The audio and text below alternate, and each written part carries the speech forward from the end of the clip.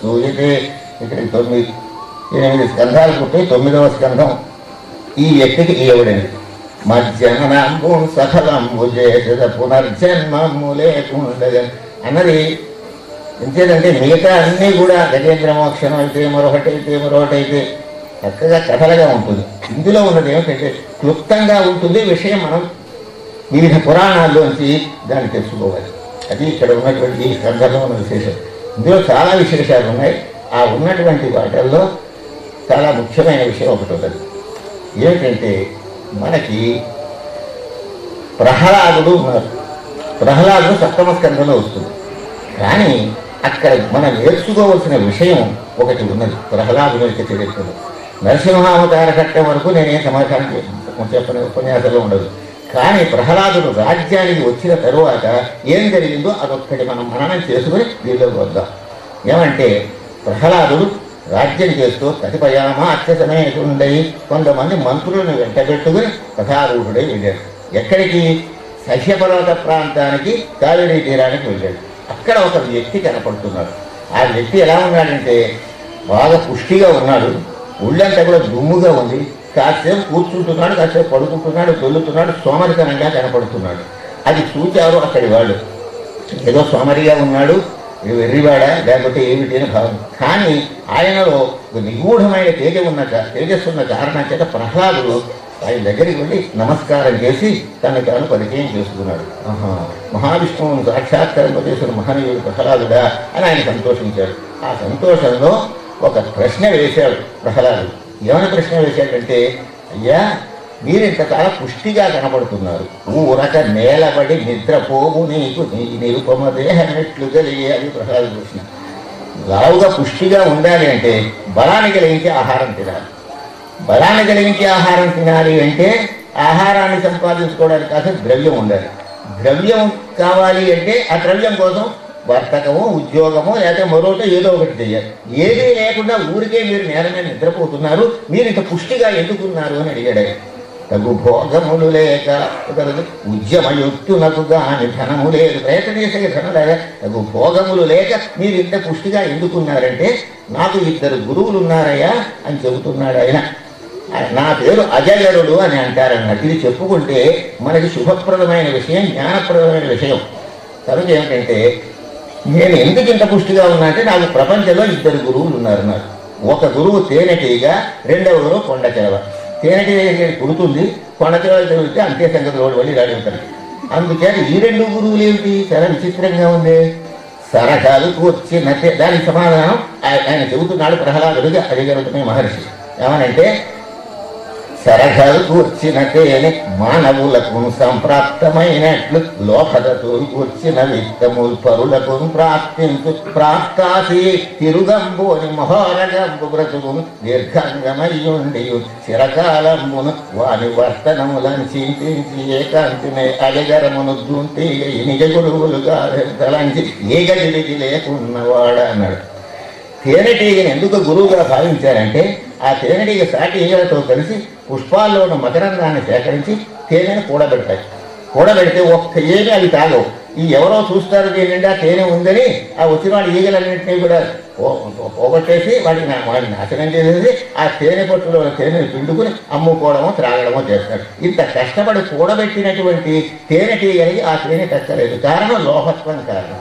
అలాగనే తాము సంపాదించి ఎవరికీ పెట్టగా తాను తినకుండా ఉన్నటువంటి వాడి అది నాశం. తృతీయమే పొసకున్నాను భక్తులు చెప్పినట్టుగా దానము భోగము నాశము పూనిలతో 3 గతులు భూమి ధనములతో దానము భోగము ఎరుగని దీనుని ధనములకు తృతీయమే పొసకం అన్న పరిస్థితిగా నేను లోహత్వం ఉండకూడదని నిశ్చయించుకున్నాను. అనగా ఏ వస్తువుని కూడా నేను సేకరించుకోవడం కానీ ఇది ఉండాలని కానీ నాకు అక్కర్లేదంటే కూడబెట్టడం వల్ల ప్రయోజనం లేదు. ఆ తేనెటీగలకైనా ఒక తేనెగొట్టు వచ్చిందా? అలా విధంగా వాటిని చూసి నీకు నేర్చుకున్నాను కనుక లోహత్వం ఉండకూడదని నేర్చుకున్నాను కనుక తేనెటీగ నాకు గురువైంది అన్నాడు. కొండచేల ఎందుకు గురువైంది అంటే అది ఏమీ ఆకారం కోసం ఆహారం కోసం ప్రయత్నం చేసి పెద్దగా ఉండి దీర్ఘాంగమై ఉండి ఏమీ ప్రయత్నం చేయదు ఆహారం కోసం. దాని దగ్గరికే ఏదో వస్తుంది, దాన్ని పట్టుకు కుదర నింపుకుంటుంది. అంటే ఏ ప్రయత్నం చేయకపోయినా కొండకి వైపు నోటి దగ్గరికి ఆహారం వస్తూ ఉన్నది. దానివల్ల ఏమనుకున్నానంటే ఆయురన్నం ప్రేక్షితి ఆయుర్దాయం ఇచ్చిన భగవంతుడు నోటి దగ్గర అన్నం పెడతాడు నమ్మకంతో ఉన్నాడు. మనం ఆ నమ్మకంతో ఉంటే కుదరదు. ఆయన కనుక అలా ఉన్నాడు, అంత పరమేశ్వరుడు దాకా అన్నం పెట్టి తీరతాడు అని అనుకుంటే పెట్టి తీరుతాడని అనుమానం లేదు. స్వామి వివేకానంద జీవితంలో ఆయన రైల్లో ప్రయాణం చేస్తున్నప్పుడు ఆ పక్కనే ఒక ధనవంతుడు కొళ్ళని తింటున్నాడు. ఏమయ్యా సన్యాసులు మీరేమీ లేదు, డబ్బు వేయలేదు మీ దగ్గర ఆయన అవహేళన చేస్తున్నాడు. ఆయన దిగేసరికి స్టేషన్లో ఒక పళ్ళవర్తకుడు వచ్చి ఈ ఫలాలన్నీ కూడా భగవంతుడు తెరపడి చెప్పాడంటే మీకు ఇమ్మని అన్నాడు. అంటే వివేకానంద స్వామి జీవితంలో కలియుగంలోని దృష్టాంతం ఉందా లేదా? కనుక నిజంగా భగవంతుడిని నమ్ముకుంటే పూర్తిగా ఎట్టి సందేహం లేకుండా ఉంటే భగవంతుడే మనకి ఆహారం పెడతాడు. ఈ పద్ధతిని పురస్కరించుకుని అజగరమును దుంటి నిజ గురువులుగా తలంచి ఏ గది లేదు. నాకు కొన్ని లక్షణాలు ఉన్నాయి, ఈ లక్షణాలు ఉంటే భగవంతుడు మెచ్చుకుంటాడు. నిందింపరులనే ఎప్పుడు ఇతరులను నేను నిందించలేదు. మొట్టమొదట నేర్చుకోవచ్చిందంటే ఎవరిని తిట్టకూడదు. ఏదైనా లోపం ఉంటే ఆ లోపాన్ని అయినా సరిచేసుకో అని మృదువుగా సత్యం బ్రూయాత్ ప్రేమ బ్రూయాత్ అనే న్యాయంగా వెళ్ళాలి తప్ప నింద చెయ్యకూడదు. అది ముఖ్యమైనటువంటి విషయం. నిందింపబరులనే అన్నాడు. వంగి దండాలు పెట్టకూడదు. అంటే ఊరికి అతివనే కనపరుస్తూ వంగి దండాలు పెట్టడం కూడా అది సమంజసమైన విషయం కాదు. అనేక పీడనాకొచ్చిన ఆక్ర ఏ భాషలు వచ్చినా నేనే బోరుమనే ఏడవనన్నాడు. మోఖేదము మోదంబులేక క్రీడింతుమది. నా ఖేదం కానీ మోదం కానీ సరసాన్నము పిన్యాక పంచపక్ష పర్వాలకు భోజనం పెట్టినా పేదపెట్టి పెట్టినా సమానమైన భావంతో నేను వాటిని ఆరగిస్తాను. ఇటువంటి సమచిత్తత్వం నాలో ఉన్నది కనుక నా శరీరం పుష్టిగా ఉన్నది అని సమాధానం చెప్తాను. ఇది ఎవరో తెలుసునా? ఈ అజగర మహర్షి నిన్న మనం చెప్పుకున్నటువంటి దత్తాత్రేయుల వారే ఆ రూపంలో వచ్చారు. అంటే దత్తాత్రేయుల వారు ప్రహ్లాదుని కలగానికి పూర్వమే అన్నది మనకి తెలుస్తుంది కదా. ఆ మహానుభావులతో సంభాషించే భాగ్యం ఆయన కూడా మహావిష్ణువుకి అవతారం. కానీ దీన్ని బట్టి మనం నేర్చుకునేది ఏమిటంటే సంతృప్తి అనేది కలిగి ఉండవలే. కావలసింది అత్యాశకి వెళ్ళకూడదు, లోభత్వం పనికిరాదు. అలానే జాగ్రత్త ఉండకూడదు అని అర్థంగా దుర్వ్యయం చేయకూడదు. జాగ్రత్త ఉండాలి, తన కుటుంబ పరిస్థితి ఆలోచించుకోవాలి. కానీ ఏంటంటే అతిలోభత్వం ఉండి ఏమీ తినకుండా ఏమో తను ఖర్చు పెట్టి కూడా వృధాగా వస్తూ పాడైపోయేలాగా చేసుకోకుండా దానికోసం తాపత్రయపడకుండా ఉండాలి. పైగా ఏంటంటే భగవంతుడిని నమ్ముకున్నట్టయితే తప్పనిసరిగా ఆహారం ఆయన ప్రసాదిస్తాడు, ప్రసాదం మనకి లభిస్తుంది. ఈ నీటిని మనకి భాగవతం 7వ స్కంధంలో తెలియజేసింది. నేను దత్తాత్రేయుల వారికి చెప్పుకున్నాను కనుక ఆ దత్తాత్రేయుల వారే అజగర మహర్షి రూపంలో వచ్చి ప్రహ్లాదుతో ఈ సంభాషణ చేశారన్న విషయం మీ ముందు ఉంచుతున్నాను. బహుశా నాకు పూర్వం చెప్పిన ఉపన్యాసంలో విషయం స్పృశించి ఉండవచ్చు, అయినప్పటికీ పునరుక్తి కానేరదు. ఇంకేదంటే ఆ దత్తాత్రేయుల వారే కాబట్టి నేను వారి గురించి చెప్పుకున్నాను కనుక దాని విషయం రావు. ఇక ఇంకోటి చూద్దాం. ఏమిటంటే రంతిదేవుని యొక్క చరిత్ర అని ఒకటి ఉన్నది. రంతిదేవుడు అనేటటువంటి రాజు భూమండలాన్ని పరిపాలించాడు మహారాజు. కానీ అతనికి ఏం బుద్ధి పుట్టిందంటే విరక్తి భావం కలిగిన వాళ్ళు ఉంటారు. మహామహులకి దేని ఎందుకు ఉండదు. తనకి వచ్చినదంతా ఖర్చు పెట్టేశాడు. రఘు మహారాజు విషయంలో మనం చెప్పుకున్నది అంతా ఖర్చు పెట్టాడని అందరికీ ఇచ్చేసి తన అన్నానికి ఇబ్బంది పడే పరిస్థితి వచ్చింది. కానీ రఘుమహారాజుకి అన్నానికి ఇబ్బంది పడుతుంది మాట చెప్పలేదు. కానీ ఇక్కడ రంతిదేవుడి విషయం మాత్రం ఆహారానికి ఇబ్బంది అయ్యేసరికి వెళ్ళిపోయే అరణ్యంలో ఏదో కొద్ది ఆహారం పెట్టుకున్నాడు. అక్కడ ఇంతట్లో ఒక బ్రాహ్మణుడు వచ్చాడు. ఆ కాకా వేస్తున్నాడు. అప్పుడు ఎలా ఉంటుంది? సరిగ్గా నేను తిందామనుకున్నా ఇల్లు తయారయ్యేటి ఉళ్ళు మండిపోతుంది చాలా మందికి. ఆయనకి అలా ఉళ్ళు మండిపోలేదు. మహానుభావ పరమేశ్వరార్పణ బుద్ధితో ఆయన భోజనం పెట్టాడు. అందులో ఉన్న ఆహారంలో సగం ఆహారం ఆయనకి పెట్టాడు. హరికి అర్పణం అనే భావనతో చేశాడు. ఏ పరిస్థితిలో చేశాడు? తనకు 48 రోజులు భోజనం చేయకుండా ఉండి భోజనం చేద్దాం అనుకున్న పరిస్థితిలో అతిథి వస్తే అప్పుడు ఎలా ఏమనుకున్నాడు? ఏమీ విసుగు చెందకుండా ఎంతో శాంత చిత్తంతో హరికి అర్పణముగా భావించాడు. ఇది చాలా అత్యుత్తమమైన విషయం. ధర్మపన్నాలు ఎప్పుడు చెప్పొచ్చు అంటే శుభ్రంగా భోజనం వేళకి పెట్టించి టిఫిన్లన్నీ అందజేసి పలహారాలు అందజేసి శాస్త్రుల వారు పురాణం చెప్పమనంటే ఏమైనా చెబుతాం మేము చాలా బాగా. కానీ బాగా ఆకలితో ఉన్నప్పుడు ఏమంటే స్టేజ్ మీదకి రండి కాస్త ఏదో భాగవతం చెప్పడం ఆకలి ఇస్తాం ఎలా వస్తాం మేము కాసేపు చూసుకోకలేదా అని చిరాకు పడతాం. ఈ చిరాకు ఉంటే మేము ముక్తికి వెళ్ళాం. ఈ సంగతి ఓర్పు ఉండాలి. ఓర్పు చాలా ముఖ్యమైన విషయం అండి. అలాంటి పరిస్థితిలో ఎందుచేతంటే సౌలకు ప్రేముడించు అని శంపును నాలుక కాలిని పెంపు ధర్మమును శమంపు రేపును సముద్ధది ఆకలి వీటిని దౌలవు.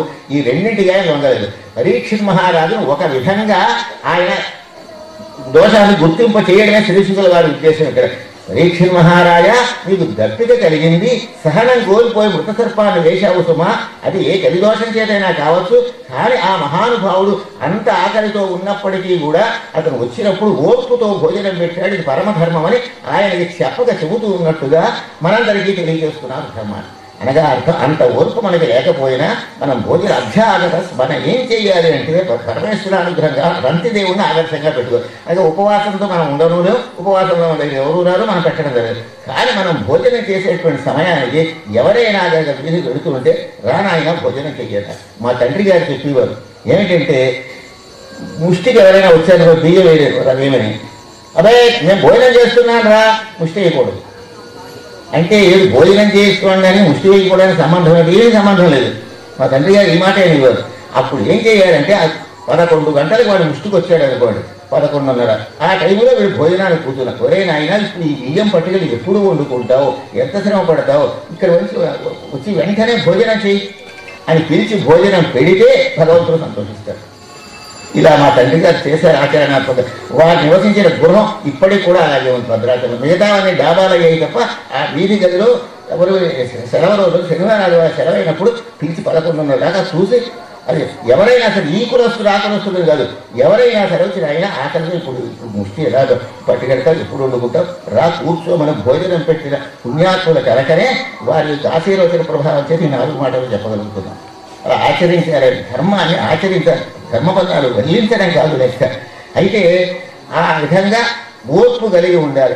మనం చేసే పని ఏమిటంటే, వారానికి 1 రోజైనా 2 రోజులైనా వెళ్ళేవారు ఎవరైనా ఆకలితో వెళుతుంటే, లేకపోతే బియ్యానికి వాడు వస్తే నువ్వు అన్నం తిన్నాయినా బియ్యం పట్టుకెళ్ళి ఎప్పుడు వండుకుంటావని, బియ్యం వేయకూడదని అర్థం. కానీ మేము బియ్యం వేయకూడదని తప్పించుకోవడానికి కాదని, ఒకసారి ధర్మ సూక్ష్మమని ఇలాంటివి భాగవత ధర్మాలని భాగవతం కథల్లో మనం ఆచరించడానికి పూనుకోవలసినటువంటి పద్ధతిగా, మన జీవితాన్ని మలుచుకోవలసిన పద్ధతిగా వ్యాసుల వారు పోతనామాచ్యులు మనకు తెలియజేశారు. ఈ రంతిదేవుడు కథ చెప్పడం ఉద్దేశి, మీరు అంతలా ఉండలేకపోయినా ఒక నియమం పెట్టుకుని మీరు ఆకలితో ఉన్న సమయంలో ఎవరైనా అతిథి వస్తే ఓర్పుతో పరమేశ్వరార్పణ బుద్ధితో భోజనం పెట్టండి, మీకు తేషామహం సముద్ధర్త మృత్యు సంసార సాగరాదు, అప్పుడు నేను ఈ ఊబిలోంచి బయటపడేసి మళ్ళీ జన మన ప్రవాహంలో పడకుండా రక్షిస్తానని భగవంతుడి యొక్క వాగ్దానం.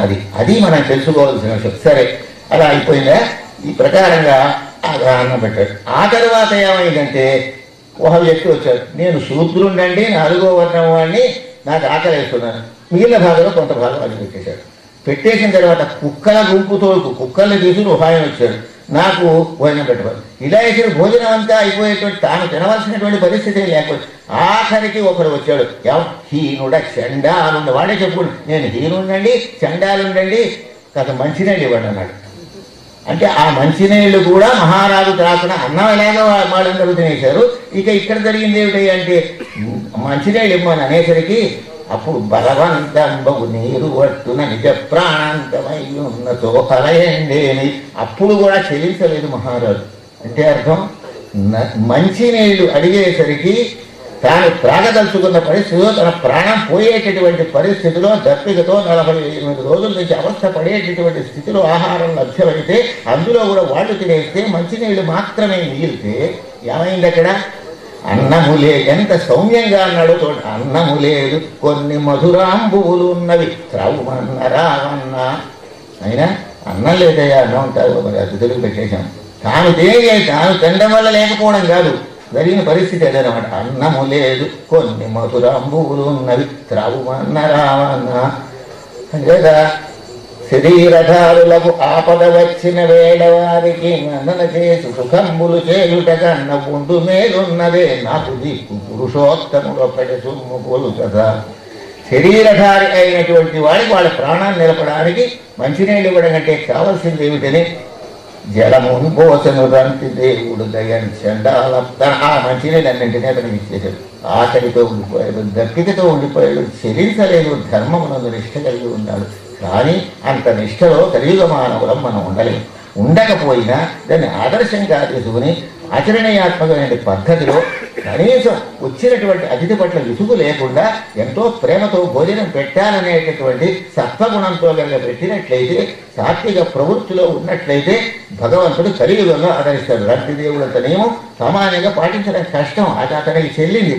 అదంతా ఎలాగ చేయలేక పూర్తిగా మానేసాం అనుకోక్కర్లేదు. మనకి వీలైనంత పరిస్థితిలో అయినా మనకు ఆకలి వేసే సమయంలో, మనం భోజనం చేసే సమయంలో ఎవరైనా వస్తే అభ్యాగత స్వయం విష్ణువు, అతిథి అంటే ముందుగా వచ్చిన వాడు, అభ్యాగతుడు అంటే భోజనానికి సిద్ధంగా మనం ఉంటే అప్పుడు వచ్చిన అతను స్వయం విష్ణు భావనతో, వాడు వేరేవాడు తిండి లేనివాడు అని పెట్టద్దు, ఆ భావనతో పెట్టకూడదు.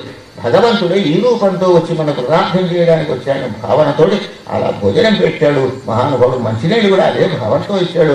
ఆ రంగదేవునికి కీర్తి ప్రతిష్ట నేటికి కూడా ఉన్నాయి. అది సంగతి. అప్పుడు బ్రహ్మాది దేవతలంతా ప్రత్యక్షమై నీవు పరమపద ప్రాప్తిని కలిగిస్తున్నావు, చాలా సంతోషించాను ఆయన. నీ యొక్క చిత్తశుద్ధి అంత ఆకలితో దర్శకతో ఉండి కూడా అతిథిని అంతలా మర్యాదగా పరమేశ్వరార్పణ బుద్ధితో మంచినీళ్ళు ఇచ్చావు, భోజనం పెట్టావు, నువ్వు చాలా సంతోషంగా అతని పరమపద ప్రాప్తి జరిగిందని నవమస్కంధంలో రంతిదేవుని యొక్క చరిత్రలో ఉన్నటువంటి విషయం.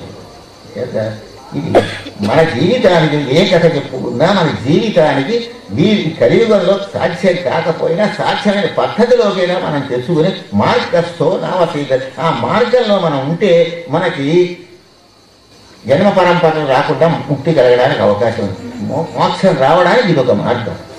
అంటే మనం పరమేశ్వరుడు అనుగ్రహం కావాలి, ఆయన ఇవ్వాలి కదా ముక్తి కావాలంటే పరమేశ్వరుడు మెచ్చే పని ఇది. బాగా ఉన్నటువంటి వాళ్ళకి, సంపన్నులైన వాళ్ళకి డిన్నర్లు చేయడంలో విశేషం లేదు.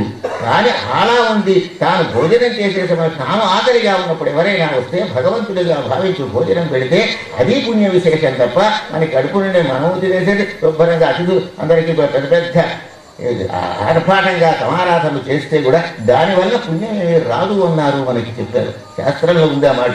అమానిత్వం మదంభిత్వం, ఆకలితో ఉన్నవాడి సత్పాత్ర అన్నస్య క్షుదితం పాత్రం. ఇది భాగవతం యొక్క పరమ తాత్పర్యంగా రంతిదేవుడి కథ మనకి తెలియజేస్తున్నారు. ఇలా ఉన్నదనుకోండి. ఇలా ఉంటుంటే చాలా ఉపాఖ్యానాలు ఉన్నాయి దీనిలో. ఈ ఉపాఖ్యానాల్లో ఒకటి ఇంకోటి తీసుకున్నాం. ఏమంటే మన జీవితంలో అనేక సన్నివేశాలు చూస్తుంటాం. సుదాసుడు అని ఒక వ్యక్తి ఉండేవాడు, ఒక మహారాజు. ఆ సుదాసుడు ఏం చేశాడు అంటే అరణ్యానికి వెళ్ళాడు మహారాజు. వెళ్ళినప్పుడు ఒక రాక్షసుని చంపాడు. ఆ రాక్షసుని చంపితే వాడు తమ్ముడు పగబట్టాడు ఈ రాజు మీద. వాడు ఏం చేశాడు అంటే మాయవేషం వేసి మారు వేషం వేసుకుని కామరూపధారిత్వం వచ్చి ఈ మహారాజు ఇంట్లో ఒక వంటవాడుగా చేరాడు. అంటే ఆ రాక్షసుడు తమ్ముడిగా కామరూపంతో వచ్చాడని మహారాజుకి తెలియదు. సరే అతను వంట చేసి పెడుతున్నాడు. వశిష్ఠుల వారికి భోజనం పెట్టించవలసి వచ్చింది. వాడు ఏం చేశాడంటే ఈ రాజుని మీకు ఎలా పగ సాధించుకోవాలి, వశిష్ఠుల వారి స్థితింప చేయాలని మాంసం తెచ్చి పెట్టాడు. పెట్టేసరికి నాకు మాంసం పెడతావని మహారాజు మీద కేకలు వేశాడు. పెట్టిన వాడు ఎవడు రాక్షసుడు. వాడు రాక్షసు మారు రూపాన్ని ధరించి వాడు వచ్చి వంట చేసి పెడితే ఈ నేరం అంతా ఎవరి మీద పడింది? మహారాజు మీద పడింది. నేను శపిస్తానని అందా అనుకున్నాడు. అంతటో హో నిజం తెలుసుకున్నాడు. హో వంటవాడు చేశాడు అనుకున్నాడు. అయినా సరే ఇలాంటి పరిస్థితుల్లో చూసుకొని 12 ఏళ్ల పాటు నువ్వు రాక్షసుడవే ఉండవలసిందన్నాడు. ఈ 12 ఏళ్ళు 14 ఏళ్ళు వస్తుంటే మనకి ఎక్కడ వచ్చినా అంటే అది హద్దుగా ఉంది. 12 ఏళ్ల పాటు నువ్వు రాక్షసుడవై ఉండవలసిందన్నాడు. అనేసరికి ఆయన కోపం వచ్చింది. ఇదేమిటయ్యా నా దోషం కాదుదేని గురువుగారి మీద కోపం వచ్చి నీళ్లు తీసుకున్నాడు శపిద్దామంటే అతని భార్య వచ్చి మహర్షుల వారిని ప్రతిసేప ఇవ్వకూడదు మీరు అంటే అది తప్పేని తెలుసుకున్నాడు. అన్నయ్య ఆయన గురువు కదా వశిష్ఠుల వారు, తప్పేని తెలుసుకున్నాడు. తెలుసుకుని ఏం చేశాడు అంటే ఆ మహర్షుల వారిని చల్లకుండా ఎక్కడ తల్లి నా ప్రపంచాలకు ఉపద్రవం వస్తే తన పాదాలను చల్లుకున్నాడు. ఆ పాదాలు నల్లబడిపోయి కల్మాషపాదుడనే పేరుతో ఉన్నాడు. కల్మాషపాదుడు అని పేరు. రాక్షసత్వం వచ్చింది. వస్తుంటే జీవుని నేను మొన్న అనుకున్నాను కదా, మన ఈ జీవుడు ఏ ఉపాధిలో ఉంటే ఆ రకమైన భావాలు వస్తాయి. రాక్షస ఉపాధిగా వచ్చింది కనుక అందరినీ చంపుకుతున్నారు. ఒక చోట బ్రాహ్మణ దంపతులు ఉన్నారు. ఆ భర్తని పట్టుకుని తినేయడానికి సిద్ధం అయితే పాపం అతని భార్య అంటూ అన్న చెల్లెలినా ఏదాన్ని చెల్లెలనయ్యా నన్ను భక్షించవయ్యా, నా భర్తను కాపాడవయ్యా, నా భర్తను కాపాడి నాకు భర్తృపక్ష పెట్ట అనే ప్రార్థించింది. అది వాళ్ళు వినిపించుకోక పెద్ద పులి ఎలా అయితే జంతువుల్ని చంపి మాంసం తింటుందో అలా తినేసాడు క్రూరంగా. ఎంత దారుణం అయిపోయిందో. అంటే మహారాజు సుదాసుడనే పేరుగా ఉన్నప్పుడు ఎంతో చక్కగా రాజ్యం చేసిన వాడు ఈ కారణంగా ఏనాటి పరిస్థితిని రాక్షస రూపం వచ్చేసి ఆ రాక్షస రూపంలో ముద్దుమొర్రు అనే భార్య బతిమాలతో ఉన్నా కంట పెట్టుకున్నా గోల పెడుతున్నా వినిపించుకోకుండా పెద్ద పులి జంతువుని చీల్చి చీల్చి ఎలా తింటుందో పులి వడువునా అన్నారు పోతనామనసుడు. అలా తినేసాడు. ఆ కథ చాలా మనకి బాధాకరంగా కనపడతాడు అనేటప్పటికి అప్పుడు ఏమైందంటే ఇప్పుడు ఈ సందర్భంలో ఆమె ఇతని భార్య ఉన్నదే శాపం పెట్టిందండి. నీకు శాపం 12 ఏళ్ళు కదా, 12 ఏళ్ళు ఏం కదా నీ మామూలు స్వరూపం వస్తుంది. నీకు వచ్చినప్పుడు గనక నీ భార్యని గనక నువ్వు సమీపిస్తే నువ్వు మరణిస్తావని శాపం పెట్టింది. పాండురాజుకి ఎలా అయితే శాపం వచ్చిందో అలాంటి శాపం ఇది కూడా. సరే అప్పుడేం తెలియలేదు అన్నది. 12 ఏళ్ళు అయిపోయిన తర్వాత రాక్షసత్వం విడుదల అయిపోయింది. విడుదల అయిపోయిన తర్వాత భార్య ఎందుకు ఆసక్తి కలగవాడే అన్నాడు. అప్పుడు భార్య వారించినది, నీ ప్రాణాపాయం అంటే మానేశాడు. మానేస్తే వశిష్ఠుల వారి అనుగ్రహ కారణం చేత ఆమెకు కుమారుడు కలిగాడు. ఈ రాజు ఆ రాజుల యొక్క చరిత్రలో సుదాసుల యొక్క చరిత్రలో ఇది ఒకటి. దీన్ని బట్టి మనం నేర్చుకోవాల్సింది ఏమిటి అంటే ముందు వెనక ఆలోచించుకోకుండా వచ్చేటటువంటి పరిస్థితి లేదు. అవతల వాడు ఎవడు వంట చేస్తున్నాడో వాడు వచ్చిన మన ఈ రాక్షసుడు తమ్ముడైన అనుమానం ఏమాత్రం రాకుండా వాడు ప్రవర్తిస్తూ ఉంటే ఈ మాంసం ఎలా వచ్చింది అని వచ్చే ముందే ఎలా ఈ మాంసం ఎక్కడికి ఏమిటి అడగకుండా కొంచెం అలక్ష్యం చేసిన కారణంగా విచారణ సరిగ్గా లేని కారణంగా రాక్షసుడు. ఇది అంతరార్థం ఏంటంటే విచారణ లేకపోతే జన్మ పరంపరలో పాలవుతాడు మానవుడు. మానవ జన్మే రావక్కర్లేదు, ఎన్నో జన్మలు రావడానికి అవకాశం ఉంది. ఇందుకు రాజు కథ వశిష్ఠుల వారు శాపం ప్రతిశాపం అలా వదిలేసేది. వాక్యార్థస్య విచార్యత. దీని అంతరార్థం ఏంటంటే మనం అన్నింటినీ విచారణ చేయాలి. భాగవతం కానీ, రామాయణం కానీ, భారతం కానీ, ఉపనిషత్తులు కానీ, బ్రహ్మసూత్రాలు కానీ విచారణ చేయాలి. విచారణ చేయకుండా కనుక మనం ఏదైనా తొందరపాటు పడితే జన్మ పరంపరలో పాలైపోతాం. రాక్షసాది జన్మలు కూడా మనకి రావడానికి అవకాశం ఉన్నది అని ఆంతర్యం కోసమే ఈ కథ వ్రాయబడిందని భాగవతం వ్యాఖ్యానంలో ఉన్నది. కథ ఇంకెంటో ఎలా వదిలేదు. లోపల తెలుసుకోవాల్సిన విషయం పైకి కథ ఏదో ఇలా కనపడుతుంది. కానీ ఇక్కడ మనం జన్మ పరంపరలో పాలవడానికి ఏ విధమే కాకుండా ఉండడానికి ఎటువంటి జాగ్రత్తలు మనం తీసుకోవాలో అదొక హెచ్చరిక. ఇప్పుడు రాక్షసులు పుట్టాడు ఇంకో జన్మలోకి వెళ్ళిపోవచ్చు. కానీ అదృష్టం బాగుంది కాబట్టి మళ్ళీ అతనికి 12 ఏళ్ళు అయిపోయిన తర్వాత రూపం వచ్చింది. అదే రీతిగా మానవులు గనక వాక్యార్థస్య విచార్యతం, మన సద్గ్రంథాన్ని వంకలు పెట్టకుండా జాగ్రత్తగా శృతిమతస్తర్కోను సంధించటం, వేదోచిత మార్గంలో మనం విచారణ చేయాలి. కానీ మనకి తోచినటువంటి కుబుద్ధితోటి విచారణ చేస్తే జన్మ పరంపరలు పాలవుతారు అని జగద్గురు శంకరాచార్య వారు కూడా మనకి తెలియజేశారు. కనుక వాక్యార్థాన్ని జాగ్రత్తగా తెలుసుకుని ఇందులో ఉన్నటువంటి ఆంతర్యాన్ని తెలుసుకుని జన్మ పరంపరలు పాలు కాకుండా సరి అయినటువంటి సమన్వయ దృష్టి కలిగి ఉంటే మనకి మేలు కలుగుతుంది. పరమేశ్వరుడు మోక్షం ఇస్తాడని ఈ కథ ద్వారా మనకి గమ్యమానమైనటువంటి విషయం. ఇంకొకటి ఏమిటి అంటే ఇప్పుడు రాజుల యొక్క చరిత్రలో ఋతుపర్ణుల యొక్క చరిత్ర వచ్చింది. ఋతుపర్ణుడు అంటే ఒక్క మాట ఉంటుంది అందులో. ఋతుపర్ణుడు నలమహారాజు దగ్గర ఒక విద్య నేర్చుకున్నాడు. ఒక్కటే మాట ఉంది, అంతకంటే నల చక్రవర్తి సంగడీయుడు ఒక్కటే మాట ఉంది. మరి ఎందుకోసం ఈ మాట ఉన్నది అని నలోపాఖ్యానం ఏం కాదు. ఇక్కడ భారతంలో నలోపాఖ్యానం ఉంటుంది, నైషధంలో నలోపాఖ్యానం ఉంటుంది. కానీ ఇది ఏమిటిది అనిపిస్తుంది మనకి. ఈ కలియుగంలో నలమహారాజును స్మరిస్తే కలిపీడలు తొలగిపోతాయి మనకి. అందుకోసం చెప్పారన్నమాట. ఆ నలచక్రవర్తికి సంగడీయుడుగా ఉండి అతని దగ్గర అక్షరోదయం అనే విద్యను నేర్చుకున్నాడు ఒక చిన్న మాట ఉన్నదే. దాన్ని పురస్కరించుకుని నలమహారాజు యొక్క చరిత్రనే మనం వీలైనంత ఇదిగా ప్రస్తావన చేసుకోవాలి. నలమహారాజు అంటే ఏమిటి ప్రయోజనం ఏమిటన్నారు? సన్ దుష్పరిష కళంక పంకము హరిశ్చంద్ర ప్రశంసన్ తొలంగు నలశ్లాఘ కలి ప్రపీడనం. ఇది కలియుగం. కలియుగంలో కలి వలన మనకి బాధలు లేకుండా ఉండాలంటే కర్కోటకస్య నాగస్య దమయంత్యానలస్య ఋతుపర్ణస్య రాజర్షే కీర్తనం కలినా. ఇప్పుడు ఋతుపర్ణ మహారాజు విషయం భాగవతంలో నమస్కందంలో మాట ప్రహరించారే. ఆ ఋతుపర్ణుడు ఇతనికి సంగడీయుడుగా ఉన్నారే. ఈ ఇద్దరిని స్మరిస్తే మనకి కలిబాధలు ఉండవు. ఉన్నది ఇప్పుడు కలియుగంలో ఉన్నాం మనం. కలియుగంలో ఉండి కలిమన్ని ఎన్ని వస్తలైనా పెడతాడు. వాడు అకార్యకరణం చేయిస్తాడు మన చేత. అధర్మాన్ని మీదే బుద్ధి పుట్టిస్తాడు. ధర్మం అంటే ఇష్టం లేకుండా చేస్తాడు. వాడు ప్రేరణతోటి పాపాలు చేయడం జరుగుతూ ఉన్నది. హత్యలేడు, దోపిడీ లేడు, దొంగతనాలేడు, మరో మోసాలేడు. ఇవన్నీ జరగడానికి కారణం కలి యొక్క ప్రేరణ. ఆ కలి యొక్క ప్రేరణ, కలి సంబంధమైన దోషం మనకి అంటకుండా ఉండాలంటే వీళ్ళని స్మరించమని అదోపాఖ్యానంలో చెప్పారు. ఎలా అనమాట? కర్కోటకుడనే సర్పరాజు పేరే కర్కోటకుడు. కర్కోటకుడు వస్తుంది కలివాహం వస్తుంది. ఇది విచిత్రంగా ఉంది. దమయంతి నలస్య నలు దమయంతి ఋతుపర్ణస్య రాజర్షే రాజర్షేను ఋతుపర్ణుడు. ఈ నలుగురు పేర్లు కనుక సంస్మరించుకున్నట్టయితే, వీళ్ళ చరిత్ర కనుక చెప్పుకున్నట్టయితే, కీర్తనం కలినాశనం. కీర్తనం అంటే కేవలం భజన చేయడం అని కాదు, గుణాలు కీర్తనం చేయాలి. వాళ్లల్లో ఉండే ఉత్తమ గుణాలు మనం తలుచుకుని ఆ గుణాలని మనం అలవరుచుకునేటువంటి పద్ధతిగా కనుక సమన్వయం చేసుకుంటే కలిపురుషుడు మనల్ని ఈ కలియుగంలో ఏమీ చేయలేడు. అది అందుకోసం చెప్పారు. నవమస్కంధం చాలా గూఢార్థాలతో, నవమస్కంధం అన్నింటికంటే కూడా లోతు అర్థాలతో కూడుకున్నటువంటి చాలా ఒక్క మాట ఉంటుంది అక్కడ.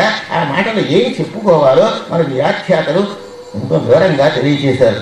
అదే వంశధరీయమని, శ్రీధరీయమని, అలాగే పాలపట్టు వారి వ్యాఖ్యానం అని, ఇవన్నీ మనం చెప్పుకున్నాం. వాటిల్లో సవిస్తరంగా తెలియజేసే ఆ విషయాలే నేను ముందు ఉంచుతున్నాను. సొంతంగా నేను చెప్పడం లేదు. ఏమిటంటే నలసిత క్షత్రిత కీర్తి మండల సరాశిరాశి అతను నలోపాఖ్యానం సంగ్రహంగా కదా కొద్దిగా చెప్పుకున్నాం. ఏమైందంటే నిషధ దేశాన్ని నలమహారాజు పరిపాలిస్తున్నాడు. అతడు షట్చక్రవర్తుల్లో ఒకడు. పైగా హరిశ్చంద్రో నలో రాజా పురుగుత్స పురూర సగర సగరుడు వీలైనటువంటి కార్తవీర్యార్జును కూడా చెప్పుకున్నాం. ఇప్పుడు ఈయన షట్చక్రవర్తుల్లో ఒకడు. ఈ ఒకడైనటువంటి పరిస్థితులు ఏమంటే, ఇతను ఉద్యానవనానికి వెళ్ళాడు. ఉద్యానవనానికి వెళ్తే హంసల గుంపు వచ్చింది. ఒక హంసని పట్టుకున్నాడు ఇతను. ఈ హంసని పట్టుకుంటే నిగ్రహింపకుమయ్యవో నిషధరాజా కృపదలంపగదయాని ఎక్కడ చంపేస్తాడో అని హంస పాపం చాలా బాధపడిపోయిందండి. ఎంతో బాధపడిపోతే పాపం విడిచిపెట్టాడు. ప్రాణభిక్ష కోరుతోందని సహృదయుడు గనక, దయాంతఃకత గలవాడు గనక పురుషోత్తముడైన అతని చేత, అటువంటి పురుషోత్తముడైన నలుని చేత విడుదలగాంచాడనేటటువంటి మాట కూడా మనకి కావ్యంలో కనపడుతుంది. సరే, అప్పుడు ఏమందంటే, నన్ను విడిచిపెట్టావు గనక నీ ఉపకారాన్ని ప్రత్యుపకారం చేస్తానని హంస. హంస ఏమిటి అండవేమిటి చాలా చిత్రంగా ఉంటుంది అని దమయంతికి నీ ఎంత అనురాగం కలిగేలా చేస్తానని ఇక్కడి నుంచి తన గుంపుతో వెళ్ళిపోయి ఆ దమయంతికి దొరికి అనేక విధాలుగా తన విషయాన్నంతా చెప్పుకుని నలమహారాజు మీద అనురాగం కలిగించేలాగా అనేక విధాలుగా మాట్లాడింది. ఆ మాట్లాడినటువంటి చమత్కారమైన విషయం ఎలా ఉంది అంటే, అమ్మాయి నీకు నలమహారాజు అనురాగమేనా? అనురాగం చెప్పడం లేదు. ఇంకేత సిగ్గు చేత అభిప్రాయం వ్యక్తం ముఖ యొక్క విన్యాసం చేసి తెలియజేసుకోవాలి. మాట చెప్పడం లేదు. కొంతసేపు అయ్యేదాకా మాట చెప్పలేదు. చెప్పబోతే ఇప్పుడు ఏమంటే, నేను ఒక మాట అడిగాను. నేను అడిగి తినొక్కనాడు కమలాసను తేలికి వారు వంపునైనడచు ఉరువిలో నిషధనాథునకు ఎవరిలో భార్య అయ్యేడునని. ఈ పద్యం చాలా అందమైన పద్యం. శృంగార నైషధంలో శృంగార నైషధం అంటే శృంగారం కాదు, మనకి జ్ఞానభిక్ష పెట్టే ఆధ్యాత్మిక కావ్యం అది.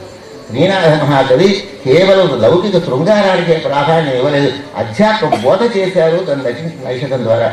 మేఘ సందేశం కావ్యంలో అంతా వేదాంత ధోరణి ఉంటుంది. మనం సక్రమంగా అర్థం చేసుకుంటే పరమ పవిత్రమైనటువంటి ఆత్మతత్వాన్ని తెలియజేసే గ్రంథాలు అవి. ఆ విచారణ మనం చేయాలి. అంతేగాని ఏదో శృంగార పురుషుడు ఆ శ్రీనాథుడు ఎన్నడూ అనకూడదు. సరస్వతీదేవి సాక్షాత్కరించిన మహానుభావుడు. ఆయనకి అంటే అందరిలోనూ కూడా అత్యుత్తమ శ్రేణికి చెందినవాడు. నిరంతర ఈశ్వరారాధన తత్పరుడు. రోజు శివపూజ చేసేట శివపూజ దురంధరుడు, పరమ పవిత్రమూర్తి, మంచి శీలం గలవాడు. అందరూ అనుకున్నట్టుగా శ్రీనాథుడు చౌకబారు మనిషి కాదు. ఆయన రచించిన మాటలో ప్రతి దానిలోనూ పవిత్రత ఉంటుంది. ఏమని అడుగుతుందంటే, దమయంతితో అంటుంది హంస ఎంత చక్కగా రాశాడు.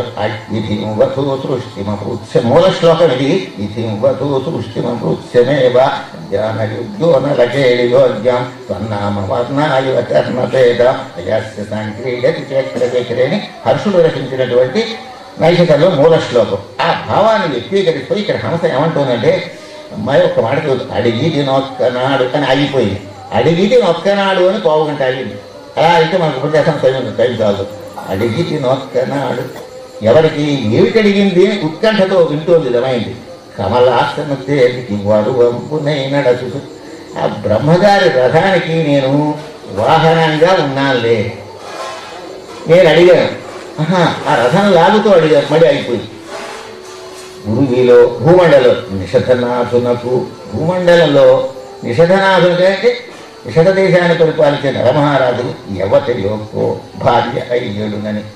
ఆమె ఎవరిని నరమహారాజు భార్యగా ఎవరిని నిర్ణయించావు మహానుభావ అని బ్రహ్మగారిని అడిగానంటే బ్రహ్మగారు చెప్పిన సమాధానం, బ్రహ్మగారి కదా ఇవన్నీ దాంపత్యం కూర్చేది, దమయంతికి ఎంత ఉత్కంఠ కలుగుతుంది.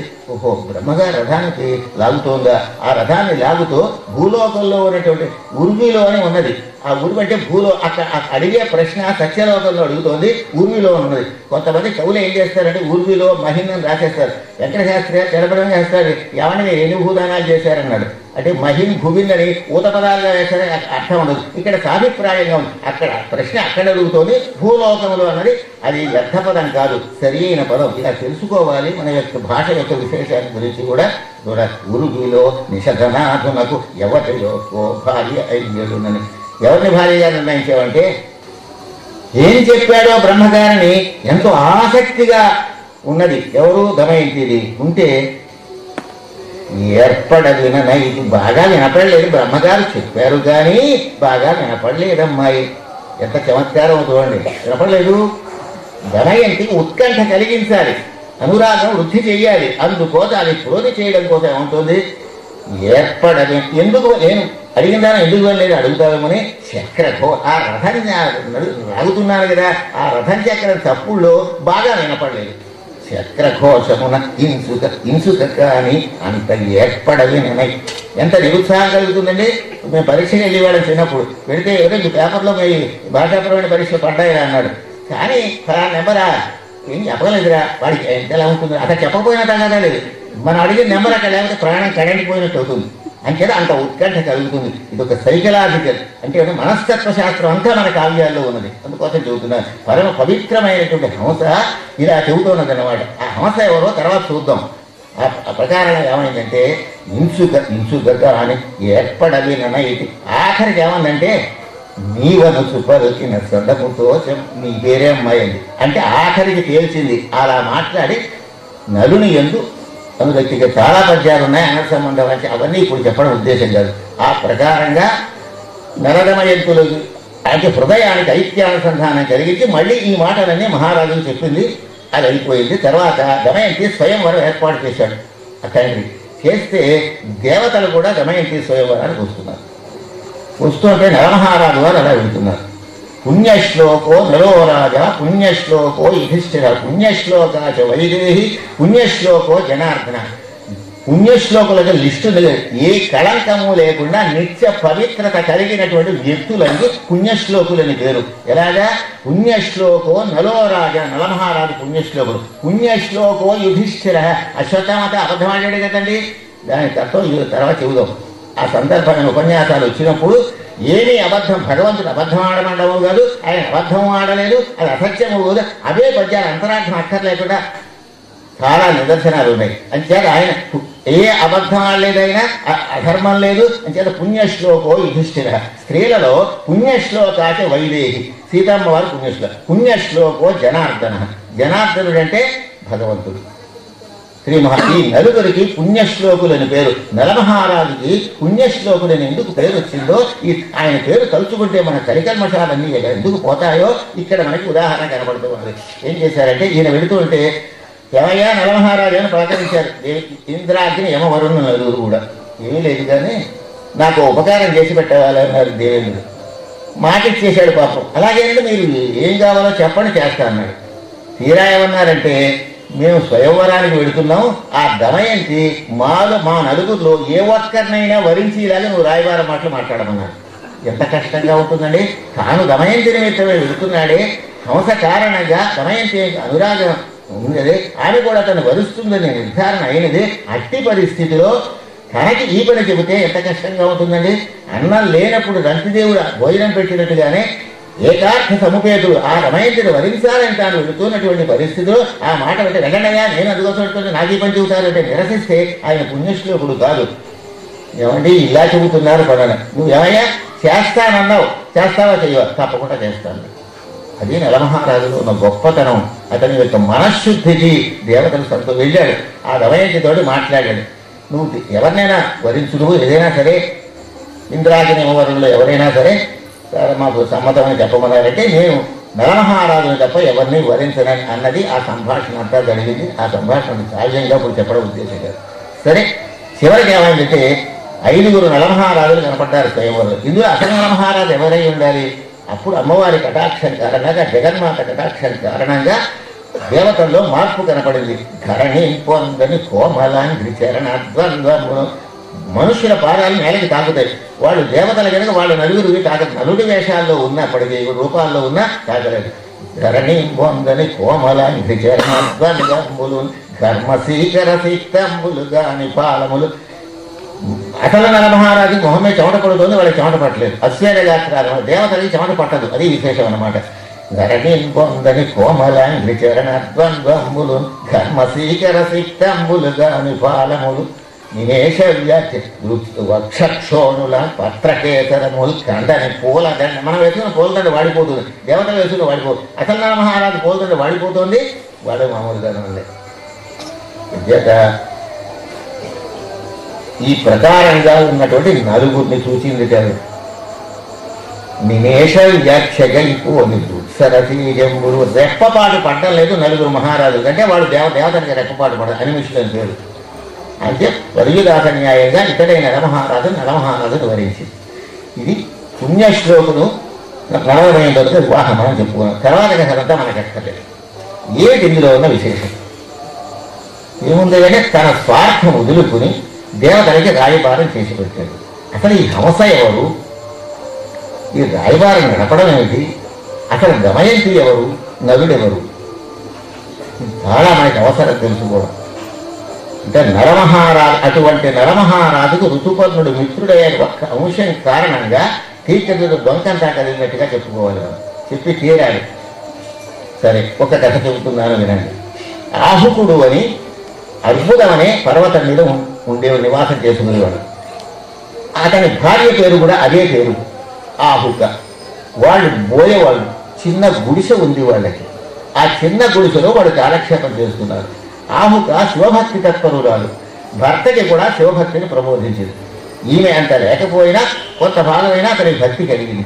సరే, అతను పోయేవాడు కనుక మృగాలను వేటాడి ఆహారంగా తెచ్చేవాడు. ఇంతట్లో ఒకనాటి సాయంత్రం సమయంలో ఏం జరిగిందంటే, ఒక యతీశ్వరుడు అక్కడికి వచ్చాడు. ఒక యతీశ్వరుడు అక్కడికి వచ్చి, క్రూర మృగాలు చంపేస్తాయని అడవిలో ప్రయాణం చేయలేను నేను, ఈ రాత్రి మీ ఇంట్లో చోటిస్తే ఇక్కడ పడుకుని పొద్దున్న పెడతారన్నాడు. ఇద్దరికే చోటు ఉంది అక్కడ. అంటే అర్థం ఆహుకుడికి మాత్రమే, మూడోవాడికి చోటు లేదు. అప్పుడు ఏమనాలి? మాకే చోటు లేదయ్యా, పోవతలకి అనాలి. అలా అనలేదు. ఆహుకు అన్నాడు కదా, నేను యువతలో ఉంటాను, మీరిద్దరూ ఇక్కడ శయనించండి అన్నాడు. అలా కాదు, అది మరీ అన్యాయం, మీరిద్దరూ ఉండన్నాడు. మొత్తం మీద ఏమైపోయింది అనమాట. ఆహుకుడు నిర్ణయానికి వచ్చాడు. క్రూర మృగాలు ఏవి రాకుండా ధనుర్బాణాలు పట్టుకుని నేను చుట్టూ తిరుగుతూ ఉంటాను. ఈ యతీశ్వరుడు నీవు ఇక్కడ నిద్రించండి, మూడోవాడికి చోట్లేదే కనుక. ఆ యతీశ్వరుడు నిద్రపోయాడు. అతనిప్పుడు నిష్కళంకమైన శీలంతో అంత ప్రక్కన ఉన్నప్పటికీ కూడా పరపురుషుని ఎందు ఈషన్ మాత్రం కూడా అతను దృష్టి లేదు ఆమెకు, ఆహుకి. అలాగే పరస్త్రీ కనుక అతనికి పవిత్రతతో శైథిల్యం కలగలేదు. కలగకపోయేసరికి తెల్లవారులే చూశారు. ఆహుకుడు కనిపించడం లేదు. ఏమైందంటే అతని రక్తం అక్కడ కనపడుతోంది, ఎముకలు కనపడుతూ ఉన్నాయి. ఈ చుట్టూ తిరుగుతున్నాడే పాపం పోయేవాడు. పోయేసరికి ఏమైందంటే ఇదేమిటంటే ఆహుకుడిని పెద్ద పులి చంపివేసింది అని నిర్ధారణ అయిపోయింది. అప్పుడు ఏమనాలి? నువ్వు నీ రాక కారణంగా నా భర్త చచ్చిపోయాడయ్యా, నువ్వు రాకపోతే నా భర్త బతుకుండును, నువ్వు ఇక్కడ ఉండడం వల్ల కాపరాగాయుడు పెద్ద పులి చంపేసింది, నిందించాలి కదా. ఏమీ అనలేదండి. ఆహుక ఎంత ఆటవిక స్త్రీ అయినా బోయ స్త్రీ అయినా ఏమన్నదంటే, మహానుభావ, మీరు మహనీయులు, మీరు సాయంత్రం వేళ వచ్చారు, మిమ్మల్ని కాపాడడం అనేటువంటి క్రూర మృగాలకి మీరు ఎరగాకుండా మీ ప్రాణం రక్షించినటువంటి సుకృతాన్ని నా భర్త పొందినాడు, ధన్యవాదాలు అన్నది. చూడండి, ఇవన్నీ ఓర్పు కలిగిన కథలు మనం చెప్పుకునేవి ఇప్పుడు ఈ నమస్కారంలో. అంటే అంత పతివ్రత భావంతో నేను మాత్రం అగ్ని ప్రవేశం చేయదలుచుకున్నాను. కారణం ఏమిటంటే భర్త లేని జీవితంలోగా చిట్టచివరి దశలో నా భర్త ప్రాణములు పోగొట్టుకున్న సమయంలో కూడా పవిత్రమైన కార్యం మిమ్మల్ని అతిథి దేవోభవ అని తన ధర్మాన్ని నెరవేర్చాడు. అందుకు నేను మీకు ఈ వచ్చినందుకు ధన్యవాదాలు చెబుతున్నాను. సరే, చితి నేర్చుకున్నది. సరే, అప్పుడు ఆ చుట్టూ తిరుగుతున్నటువంటి పరిస్థితిలో ఎన్ని జన్మలెత్తినా ఆముకుడే నాకు భర్తగా అగుగాక.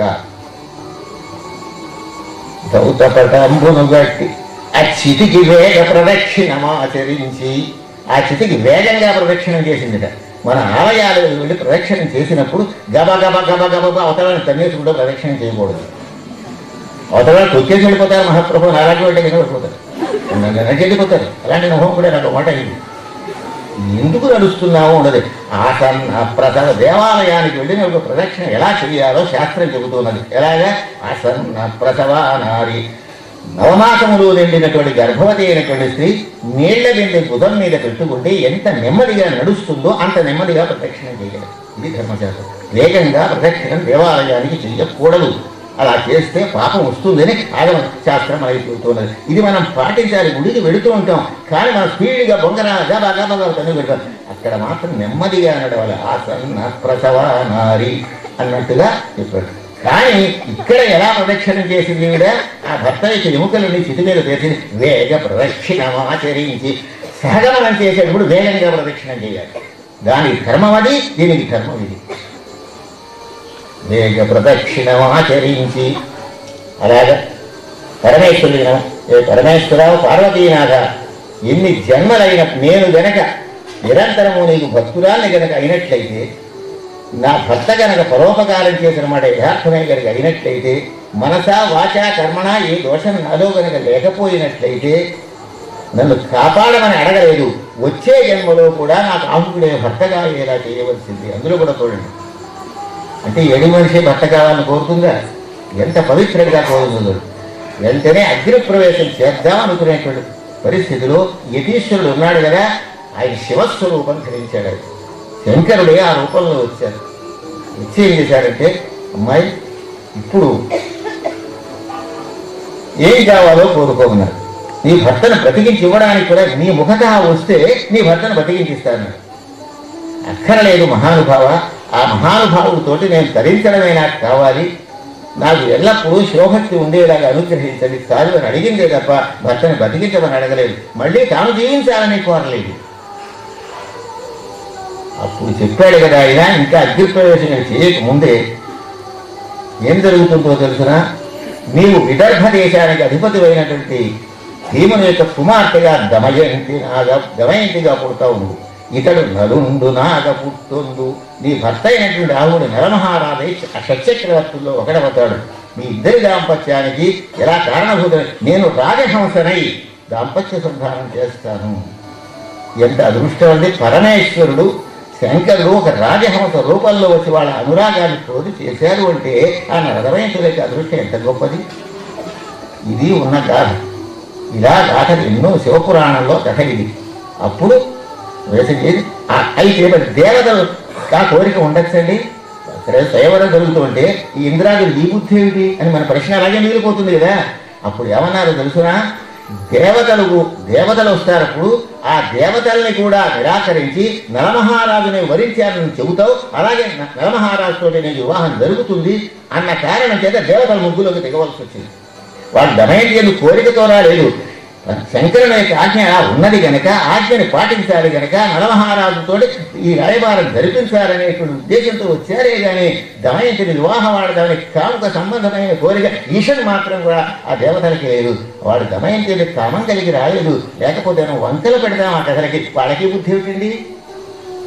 వాళ్ళు కూడా దమయంతి లేదు. వ్యామోహమైనా చాలా జాగ్రత్తగా చూడాలి పురాణ వాంగ్మయాన్ని. శివపురాణంలో ముదిగొండ నాగవీరలింగ శాస్త్రి గారిని ఆయన ఆంధ్రీకరించిన పద్యాలే నేను చదివాను.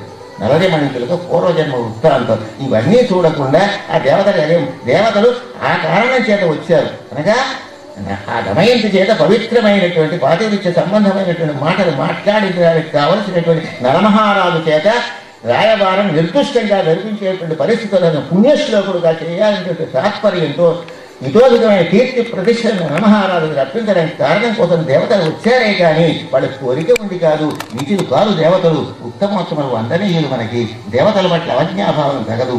అహల్య కథలో కూడా చెప్పాను కదా, దేవతలకు ఏ వంక మనం పెట్టకూడదు అంటే కోసం చెప్పారు.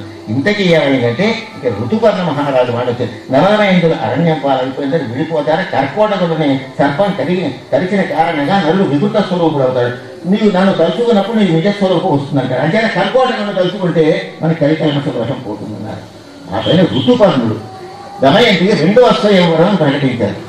ఋతుపర్ణుడికి మాత్రం ఆహ్వానం పంపించారు. ఇదేంటారు, అతనికి కూడా దమయంతి అంటే ఏ విధమైన కోరిక లేదు. తన దగ్గర పనిచేస్తున్నాడు, వంట వండుతున్నాడు, అశ్వాలను కాపాడుతున్నాడు, రథం తోలవయ్యా అన్నాడు. వచ్చాడు.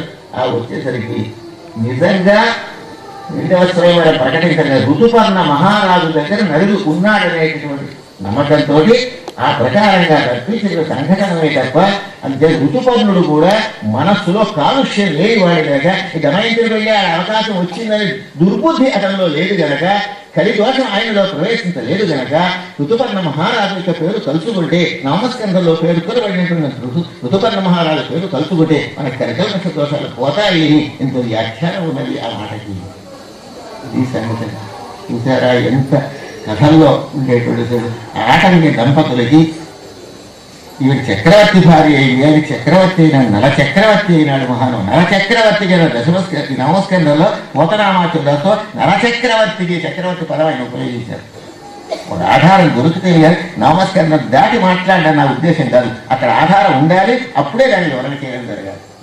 ఏ విధమైన పరిధిలో ఉండాలో ఆ పరిధిలోనే పెడతాను తప్ప మరో రకంగా పరమేశ్వరుడు నా చేత మాట్లాడేంత ఉండాలని శాఖాచంద్రమైన దోషం నాకు రాకుండా చేయాలి, భగవంతుడు ఆశీర్వదించాలని కోరుతున్నాను. ఈ ప్రకారంగా నరదమయంతుల యొక్క ప్రసక్తి కూడా ఇందులో వచ్చినాయి. చాలా చక్కని విషయం కదా. సరే, ఇంకొకటి చూద్దాం. ఏమైందంటే శ్రవణ మహర్షి కథ కూడా ఉంది నవమస్కంధంలో. అది కూడా చెప్పేసుకున్నాం. అది కూడా చెప్పుకుంటే మనకి ఒక రూపానికి వస్తుంది. శరీయాతి అని ఒక మహారాజు ఉన్నాడు. అంటే నలవరైతుల కథ ఇంతకంటే వివరించడానికి సాధ్యం కాదు, సమయాన్ని పురస్కరించుకుని. శరీయాతి అనే మహారాజు సుకన్య అనే పేరు కలిగినటువంటి కుమార్తె. సరే, వారు వనానికి వెళ్ళినప్పుడు పుట్టలో ఏదో 2 కాంతులు జ్యోతుల్లా కనపడుతున్నాయి.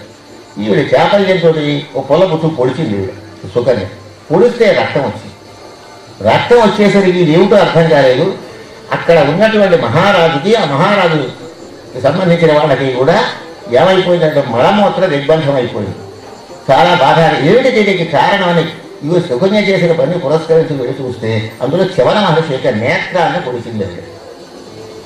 బాబు మహర్షుల వారు మమ్మల్ని తరిపచేని తెలియక జరిగింది అపరాధమని శరీరాన్ని ప్రార్థించాడు. ప్రార్థిస్తే సరే నీ కుమార్తె నాకు ఇచ్చి వివాహం చేయమన్నాడు. మొన్న సౌకర్యం అడిగినా మొన్న చెప్పుకున్న అవదోటి ఇలాంటిది. ఇతను చూడొస్తే ఎలా ఉన్నాడు, చాలా శతవృద్ధు. ఈ శతవృద్ధు పెళ్లి చేయలేదు. ఏమి సందేహించలేదండి మహారాజు. ఇటువంటి వాడి దీక్ష చేయడం ఏమిటి అడగలేదు. ఎందుచేత ఈ మలమూత్ర దిగ్బంధం అనేటువంటి బాధ సైనికులు అందరూ పడుతున్నారు. అందరూ సుఖపడాలి కనుక నేను ఖేదపడినా సరే, ముసలివాడు లభించినా సరే నా కుమార్తెకు భర్తగా, కానీ నేను మాత్రం వీళ్ళందరి సుఖం కోరుతున్నాను ఉద్దేశంతో త్యాగబుద్ధితో శరీయాతి మహారాజు వివాహం చేశారు. వివాహం చేసిన తర్వాత ఆ వృద్ధ తాపసికి పరిచర్య చేసింది. పాపం ఎంత కష్టం అండి. 2 కళ్ళు లేవు, అనేక రకాలు అన్ని ఇతర జనాలు ఇటు తీసుకెళ్ళాలి, కూర్చోబెట్టాలి. అక్కడ రాజభోగాలు అనుభవించినటువంటి సుకన్య ఎంత కష్టపడి, అలాగే సావిత్రి సత్యవంతుల కథలో సావిత్రి ఎంత ఉపకారాలు చేసిందో, ఎంత త్యాగం కనపరిచిందో.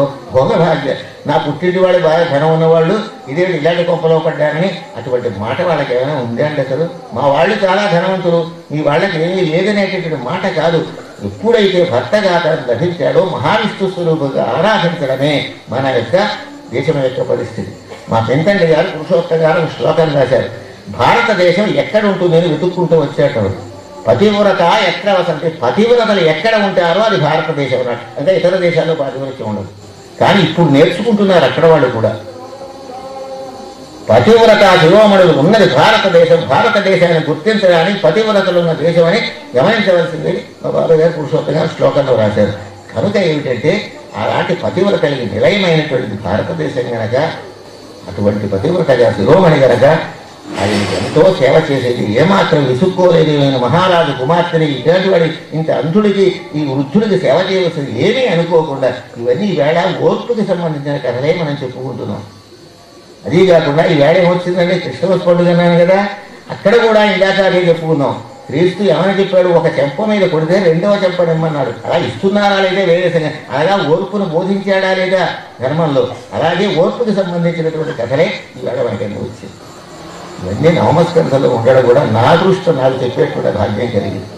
శివుడు క్షాంతిస్తే కవచేయడని ఓర్పే మనకి వృద్ధిని అభివృద్ధిని కలిగిస్తుంది. ఆ ప్రకారంగా సేవ చేస్తుంటే అశ్వనీ దేవతలు వచ్చారట. కొన్ని కథల్లో మార్పు ఉన్నది.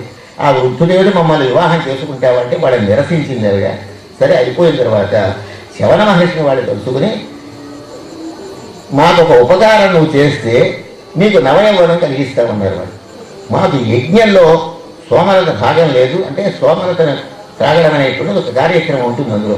అందులో నాకు అర్హత నువ్వు కల్పించినట్టయితే ఆ షరతు మీద నేను నీకు నువ్వు సరి అయినటువంటి యవ్వనం వచ్చేలా చేస్తాను. అలాగే అన్నాడు ఆయన. అయిన తర్వాత స్నానానికి ఎత్తి పెట్టుకుని తీసుకువెళ్ళారు. ఈ శవన మహర్షిని అశ్వినీ దేవతలు అలా తీసుకుని వెళ్ళి ఆ నదిలో ముంచారు. ముంచేసరికి ముగ్గురు కూడా శవన మహర్షి రూపంలోనే ఉన్నారు. అలా అయితే నలమహారాజులు 5 ఇలా కనపడ్డట్టయిందో ఈ కథలో కూడా ముగ్గురు ఇలా కనపడ్డట్టయింది. అయితే ఎవరు తన భర్త ఎలా తెలుస్తుంది? అప్పుడు దేవి భాగవతంలో అమ్మవారిని జగన్మాతని ప్రార్థించింది సుకన్య. అప్పుడు జగన్మాత ఇదిగో ఇతడు నీ భర్తాన్ని తిరిగి చేస్తే అశ్వనీ దేవతలు చాలా సంతోషించారు. ఈమె యొక్క పాతివ్రత్య విశేషానికి ఎన్నో విధాలుగా సంతోషించి అతన్ని నవయవ్వనవంతుని చేశారు. చేస్తే శరీరాకి మహారాజు యజ్ఞం చేశాడు. ఆ యజ్ఞంలో వీళ్ళకి సోమభాగం కల్పిస్తుంటే దేవేంద్రుడు వజ్రాయుధం ఎత్తాడు. అంటే అశ్వనీ దేవతలకి భాగం ఉండకూడదని అతని ఉద్దేశం.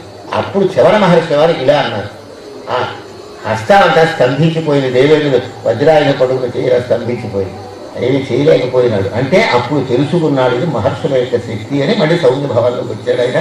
ఈ ప్రకారంగా సోమభాగం వాళ్ళకి కల్పించడం, ఈయనకి యవ్వనం రావడం, ఇది ఈ వంశంలోనే శరీరాది వంశంలోనే గొప్ప గొప్ప వాళ్ళంతా అవతరించారనే కథ మరి సూర్యచంద్రుల వంశం ఇవి కూడా ఉన్నాయి. సరే మరొకటి ఇక సగర చక్రవర్తి దగ్గరికి వద్దాం. సగర చక్రవర్తి అతను కూడా షట్చక్రవర్తుల్లో ఒకడు. అతడు రాజ్యం చేస్తున్నాడు. చేస్తున్నటువంటి సందర్భంలో 60,000 మంది కుమారులు కలిగారన్నారు. 60,000 అన్ని చోట్ల ఉంది. దాన్ని 60,000ని 60కో 6కో ఎలాగో అంకెని సరిపెట్టవలసినటువంటి అవకాశాలు మనకి ఎక్కడా లేవు. అంటే 60,000 మంది ఉన్నట్టే లేదు. సరే ఏమైందంటే అశ్వమేధయాగాలు చూశాడు ఆయన. ఆ అశ్వమేధయాగం చూసుకుంటే దేవేంద్రుడు ఈ గుర్రాన్ని తీసుకుని వెళ్ళి కపిల మహర్షి పాతాళలోకంలో తపస్సు చేస్తుంటే అక్కడ కట్టేశాడు. ఆయన పాతాళలోకంలో అక్కడ తపస్సు చేస్తున్నాడు.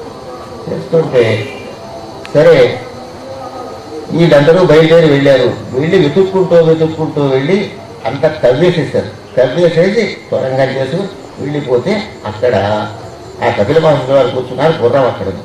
ఈయనయే గుర్రాన్ని అపహరించి, అంటే కపట మునిగా ఉన్నాడు అని వాళ్ళు అర్థం చేసుకుని ఆయన్ని హింసించడం మొదలుపెట్టారు. ఇప్పుడు ఏమని చెబుతామంటే మనం కథలు, కపిల మహర్షి కళ్ళు తెరిచాడు, నన్ను ఇలా చేస్తారని కోపగించాడు, భస్మమైపోదురుగా కానీ అన్నాడు, బూడిదైపోయారని చెబుతాం మనం కథ. కానీ భాగవతం అలా చెప్పడం లేదు. వాళ్ళ శరీరాల్లోంచి మంటలు బయలుదేరాయి. ఆయన కళ్ళు తెరిచి చూసేసరికి వాళ్ళ శరీరాల్లోంచి అగ్నిహోత్రం బయలుదేరి వాళ్ళ శరీరాలు దగ్ధమైపోయాయి. ఇది భాగవతంలో నమస్కంలో ఉన్న విషయం. అంటే అర్థం, కపిల మహర్షి సాంఖ్యయోగం బోధించిన మహానుభావుడు. ఆయన కామక్రోధాలకి అతీత స్థితి వాడు, త్రిగుణాతీత స్థితి వాడు. అతడు ఏమీ కూడా కోపగించలేదు. మనం ఏమనుకుంటాం, ఆయన కోపంతో కళ్ళు చూశాడు కనుక ఆ అగ్నిహోత్రం వచ్చింది, మరి బూడిద అయిపోయారు, సెటింగ్ చేశాడు, మీరు భస్మం అయిపోదురు కాక అని మన కథ చెప్పుకుంటాం. ఇక్కడే ఉంది నమస్కారం. అలా లేదు, వాళ్ళ శరీరంలోంచి మంటలు బయలుదేరి. అంటే అర్థం ఏమిటి? అన్య దోషకారి తన దోషము తానే కాలిపో. ఎవరికైనా అపకారం చేస్తే వాడు దోషమే వాడిని గాలి చేస్తుంది, ఎవరూ చేయక్కర్లేదు. ఇప్పుడు ఎవరికంటే సప్తగిరి పేపర్లో ఒక పత్రికలో ఒక విషయం పడింది. ఇప్పుడు ఎలా ఉందంటే కథ, లోకంలో పరిస్థితి, దేవాలయాల్లో నగలెత్తుకుపోతున్నారు, కిరీటాలు ఎత్తుకుపోతున్నారు. దేవుడే ఉంటే వాళ్ళని ఎందుకు శిక్షించడు అంటే దేవుడు లేడు. ఇది ఇప్పుడు వాట కొత్తగా బయలుదేరుతుంటుంది. నిజంగా ఎత్తుకుపోతున్నారు, దొంగతనాలు జరుగుతున్నాయి, దేవుడి యొక్క ఆభరణాలు కూడా ఎత్తుకోపోయినప్పుడు దేవుడే గనక ఉంటే ఆ దొంగల్ని సంహరించేసో శిక్షించో బయటపెట్టో మరి ఇది చేయాలన్నారుగా. దేవుడు అంటూ ఉంటే చేసి ఉండేవాడు కదా, దేవుడు లేడని మేము అంటున్నామని నాస్తికులు అంటున్నారు. అసలు సంగతి ఏమిటో తెలుసునా? భగవంతుడు ఒక మాట అన్నాడు, సప్తగిరి పత్రికలో పడింది చూడండి. ఏమంటేట, కలియుగంలో 5000 సంవత్సరాలు దాటిన తరువాత దేవాలయాల్లో కానీ ఎక్కడ జరిగినా నేను జోక్యం కలగజేసుకోను, నా సొమ్ము ఎత్తుకుపోయినా నేను జోక్యం కలగజేసుకోను. ఆ మాట కట్టుపడ్డాడు భగవంతుడు. ఇప్పుడు 5000 సంవత్సరాలు దాటిపోయింది కదా. ఏది నమున వైకుంఠుడు మేదినిపై దాల్చినట్టి నేను విడిచినాడు ఆ దినమున అశుభ ప్రతిపాదకము కలియుగంబు ప్రాప్తం వయ్యన్ ఉంది కదా. 5000 సంవత్సరాలు దాటిపోయింది కనుక ఏమైంది? భగవంతుడు తన ఆలయంలో చౌర్యం జరిగినా కలగజేసుకోడు. ఆయన ప్రతిజ్ఞ చేశాడు. చేతగాక కాదు, భగవంతుడు లేక కాదు. చిరంజీవుల్లో ఇప్పటికి కూడా అశ్వత్థామ ఉన్నారు. ఎప్పటిదాకా ఉన్నారో తెలుసిన 1941 దాకా ఉన్నారు. మా ఆత్రేయపురం నుంచి ముత్య సూర్యనారాయణ గారని ఆయన కాశీ వెళ్ళాడు. ఆయన 41లో అక్కడ జరిగింది ఏమిటో తెలుసిన, ఒక వ్యక్తి కురుపులతో బాధపడుతూ వెన్న ఇవ్వండి అని ఇంటింటికి అడిగి తీసి రాసుకున్నాడు. ఈ వ్యక్తి అశ్వత్థామం రూఢయింది. ఎందుకు అశ్వత్థామం రూఢయిందో తెలుసునా? అతను ఉపపాండవుల్ని చంపాడు, నిద్రపోతోని ఉపపాండవుల్ని చంపాడు. చంపితే కృష్ణ పరమాత్మ అందరూ మందలించారు. భారతంలో కూడా, నువ్వు 5000 సంవత్సరాల పాటు పుండ్లతో బాధపడతావు, కురుపులతో బాధపడతావని కృష్ణ పరమాత్మ శాపం ఇచ్చారు. బుద్ధి మార్చుకుంటాడేమో వ్యాసుల వారు కూడా సముదాయం చెప్పారు. కానీ అతని క్రూరత్వం మానలేదు. అచ్యుతుడు పలికినట్టుడు అగుముని మహాభారతంలో ఉంది. ఏమని? కృష్ణ పరమాత్మ చెప్పినట్టుగా 5000 సంవత్సరాల పాటు నువ్వు కురుపులతో వ్రణాలతో అవస్థపడు, దాన్ని మందేసుకున్నా నీకు తగ్గదన్నాడు. అది ఎప్పటితో తీరిపోయింది. కలియుగంలో 1941 సంవత్సరం తర్వాత మళ్ళీ ఇప్పుడు ఏ వ్యక్తి వచ్చి వెన రాసుకోవటం లేదు. అశ్వత్థామని రూఢయింది అన్నాడు. భారతం జరిగినట్టేనా, భాగవతం జరిగినట్టేనా కల్పించి రాశారా? అనేక దృష్టాంతాలు ఉన్నాయండి. అశ్వత్థామ నేటికి చిరంజీవిగా ఉన్నాడు. అతను చేసిన పని చెడు పని అది వదిలేసేయండి, దాని విచారణ కోసం కాదు. కనుక 5000 సంవత్సరాలు దాటిన తర్వాత నేను జోక్యం కలిగించుకోను వాళ్ళు. అయితే వాడికి శిక్ష ఏమిటన్నారు? అడిగే దోషంగా అది తన దోషమున తానే కాదు. ఇప్పుడు నేను శిక్షిస్తే ఒక శిక్షతో సరిపోతుంది. వాడు నేను శిక్షించకుండా ఈ పాపం వడ్డీతో సహా పెరిగి కొన్ని జన్మలు వేల జన్మల పాటు అనుభవిస్తాడు జీవు ఆ కష్టాలు. అందువల్ల భగవంతుడు జోక్యం కలగజేసుకోవడం లేదు. కానీ భగవంతుడి యొక్క అస్తిత్వం ఎప్పుడు శాశ్వతమే, నాస్తిక్యవాదం చెల్లదు అని మనకి పురాణాలు చెబుతున్నాయి. వీటి మీద మనకు కావాల్సింది ఏమిటంటే పరలోకం ఉన్నదనేటటువంటిది, జన్మాంతరం ఉన్నదనేటువంటిది, పరమేశ్వరుడు ఉన్నాడని, స్వర్గ నరకాలు ఉన్నాయని, మోక్షాదులు ఉన్నాయని ఏది నమ్మకం ఎవరికి ఉందో వాళ్ళకి ఆస్తికులని పేరు. జన్మాంతర లోకాంతర పుణ్యపాప పరమేశ్వర మోక్షాద్య విషయ ధనుశ్యూతాస్తి ఆస్తికస్య వివరణం కుర్మః. అస్థిరాస్తిష్టం మది అని అస్థి పరలోకమితి బుద్ధి సహా ఆస్తిక. అలాంటి ఆస్తిక్య భావమే మనకి ఆస్తి. ఆస్తి అంటే ఆ మామూలుగా లోకంలో ఆస్తిని తెలుగుపడని చెప్పు. మనకి ఆస్తి ఏమిటంటే భారతీయులకి ఆస్తిక్యమే ఆస్తి. భగవంతుడు ఉన్నాడు, పుణ్యపాపాలు ఉన్నాయి, మోక్ష ఉంది, పురాణ కథలు సత్యాలు, వేదములు సత్యములు, శాస్త్రములు సత్యములు అనే విశ్వాసం మనకుంటే అదే మన ఆస్తి. మన భారతీయులకి అదే మనని పరమేశ్వరానుగ్రహానికి బాధ్యత చేస్తుంది అని అనేక విధాలుగా మన పురాణాల్లో చెప్పబడుతుంది. అందుచేత ఇక్కడ కపిల మహర్షి చేసినటువంటి ఏమిటంటే ఆయన రాగద్వేషాలకు లోనైన మహానుభావుడు. అందులో దేవహూతికి తన తల్లికి ఎన్నో విషయాలు చెప్పాడు. తృతీయ స్కందం చెప్పుకున్నప్పుడు ఆ తృతీయ స్కందం కూడా నేను చెప్పే అదృష్టం నాకు కలిగింది కదా. ఆ ప్రకారంగా ఎన్నో సాంఖ్యయోగ విషయాలు చెప్పాడు. జీవుడు పరమాత్మ. సాంఖ్య అంటే ఖ్యా ప్రకటనే ధాతువు మీద వచ్చింది. ఇది జీవుని యొక్క లక్షణం, ఇది శరీరం యొక్క లక్షణం, ఇది ఆత్మ యొక్క లక్షణం, ఇది పరమాత్మ యొక్క లక్షణం. కేటాయింపు దేనికి దాన్ని కేటాయింపు చేసి చెప్పడమే సాంఖ్యయోగం అని పేరు. ఇది శ్రేయో మార్గానికి సంబంధించిందయ్యా. లౌకికంగా నువ్వు అనుభవించే ప్రపంచంలో లౌకిక సుఖానికి సంబంధించింది ప్రేయో మార్గం. ఈ లౌకిక సుఖానికి సంబంధించకుండా ఆముష్టికంగా సుఖమిచ్చేటటువంటిది శ్రేయో మార్గం. ఈ శ్రేయో మార్గంలో అదే ముక్తి అంటారు. అంటే విడుదల అంటారు, ముక్తి అన్న దానికి విడుదల అర్థం. ఆ ముక్తి 4 రకాలుగా ఉంటుంది. సాయుధ్యం, సాలోచ్యం, సామీప్యం, సారూప్యం అనే రకాలుగా ఉంటుంది. ఇలా కేటాయింపు చెప్పినటువంటి శాస్త్రానికి సాంఖ్యయోగం అని పేరు. జీవుడు పరిస్థితి ఇలా ఉంటుంది. జీవుడు శరీరంతో కలిసి శరీరం నాశనం అవుతుంది, ఆత్మ ఎన్నటికీ నాశనం అవదు. ఆశ్చర్యంగా చూస్తూ ఉంటాడు ఒకప్పుడు. అంత ఆశ్చర్యకరమైనది. ఆత్మతత్వం తెలుసుకోవడానికి చాలా ఆశ్చర్యాన్ని కలిగిస్తుందని కృష్ణ పరమాత్మ సాంఖ్యయోగంలో చెప్పారే.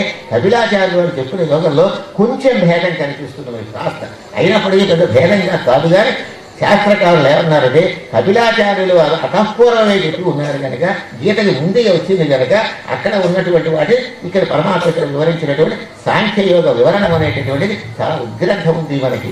అది కనుక మనం చదువుకుంటే ఆత్మ అంటే ఏమిటో మనకి తెలుస్తుంది. అలాంటి ఆత్మ తానయ్యని ఆ దృష్టిలో ఉన్నాడు మహానుభావుడు.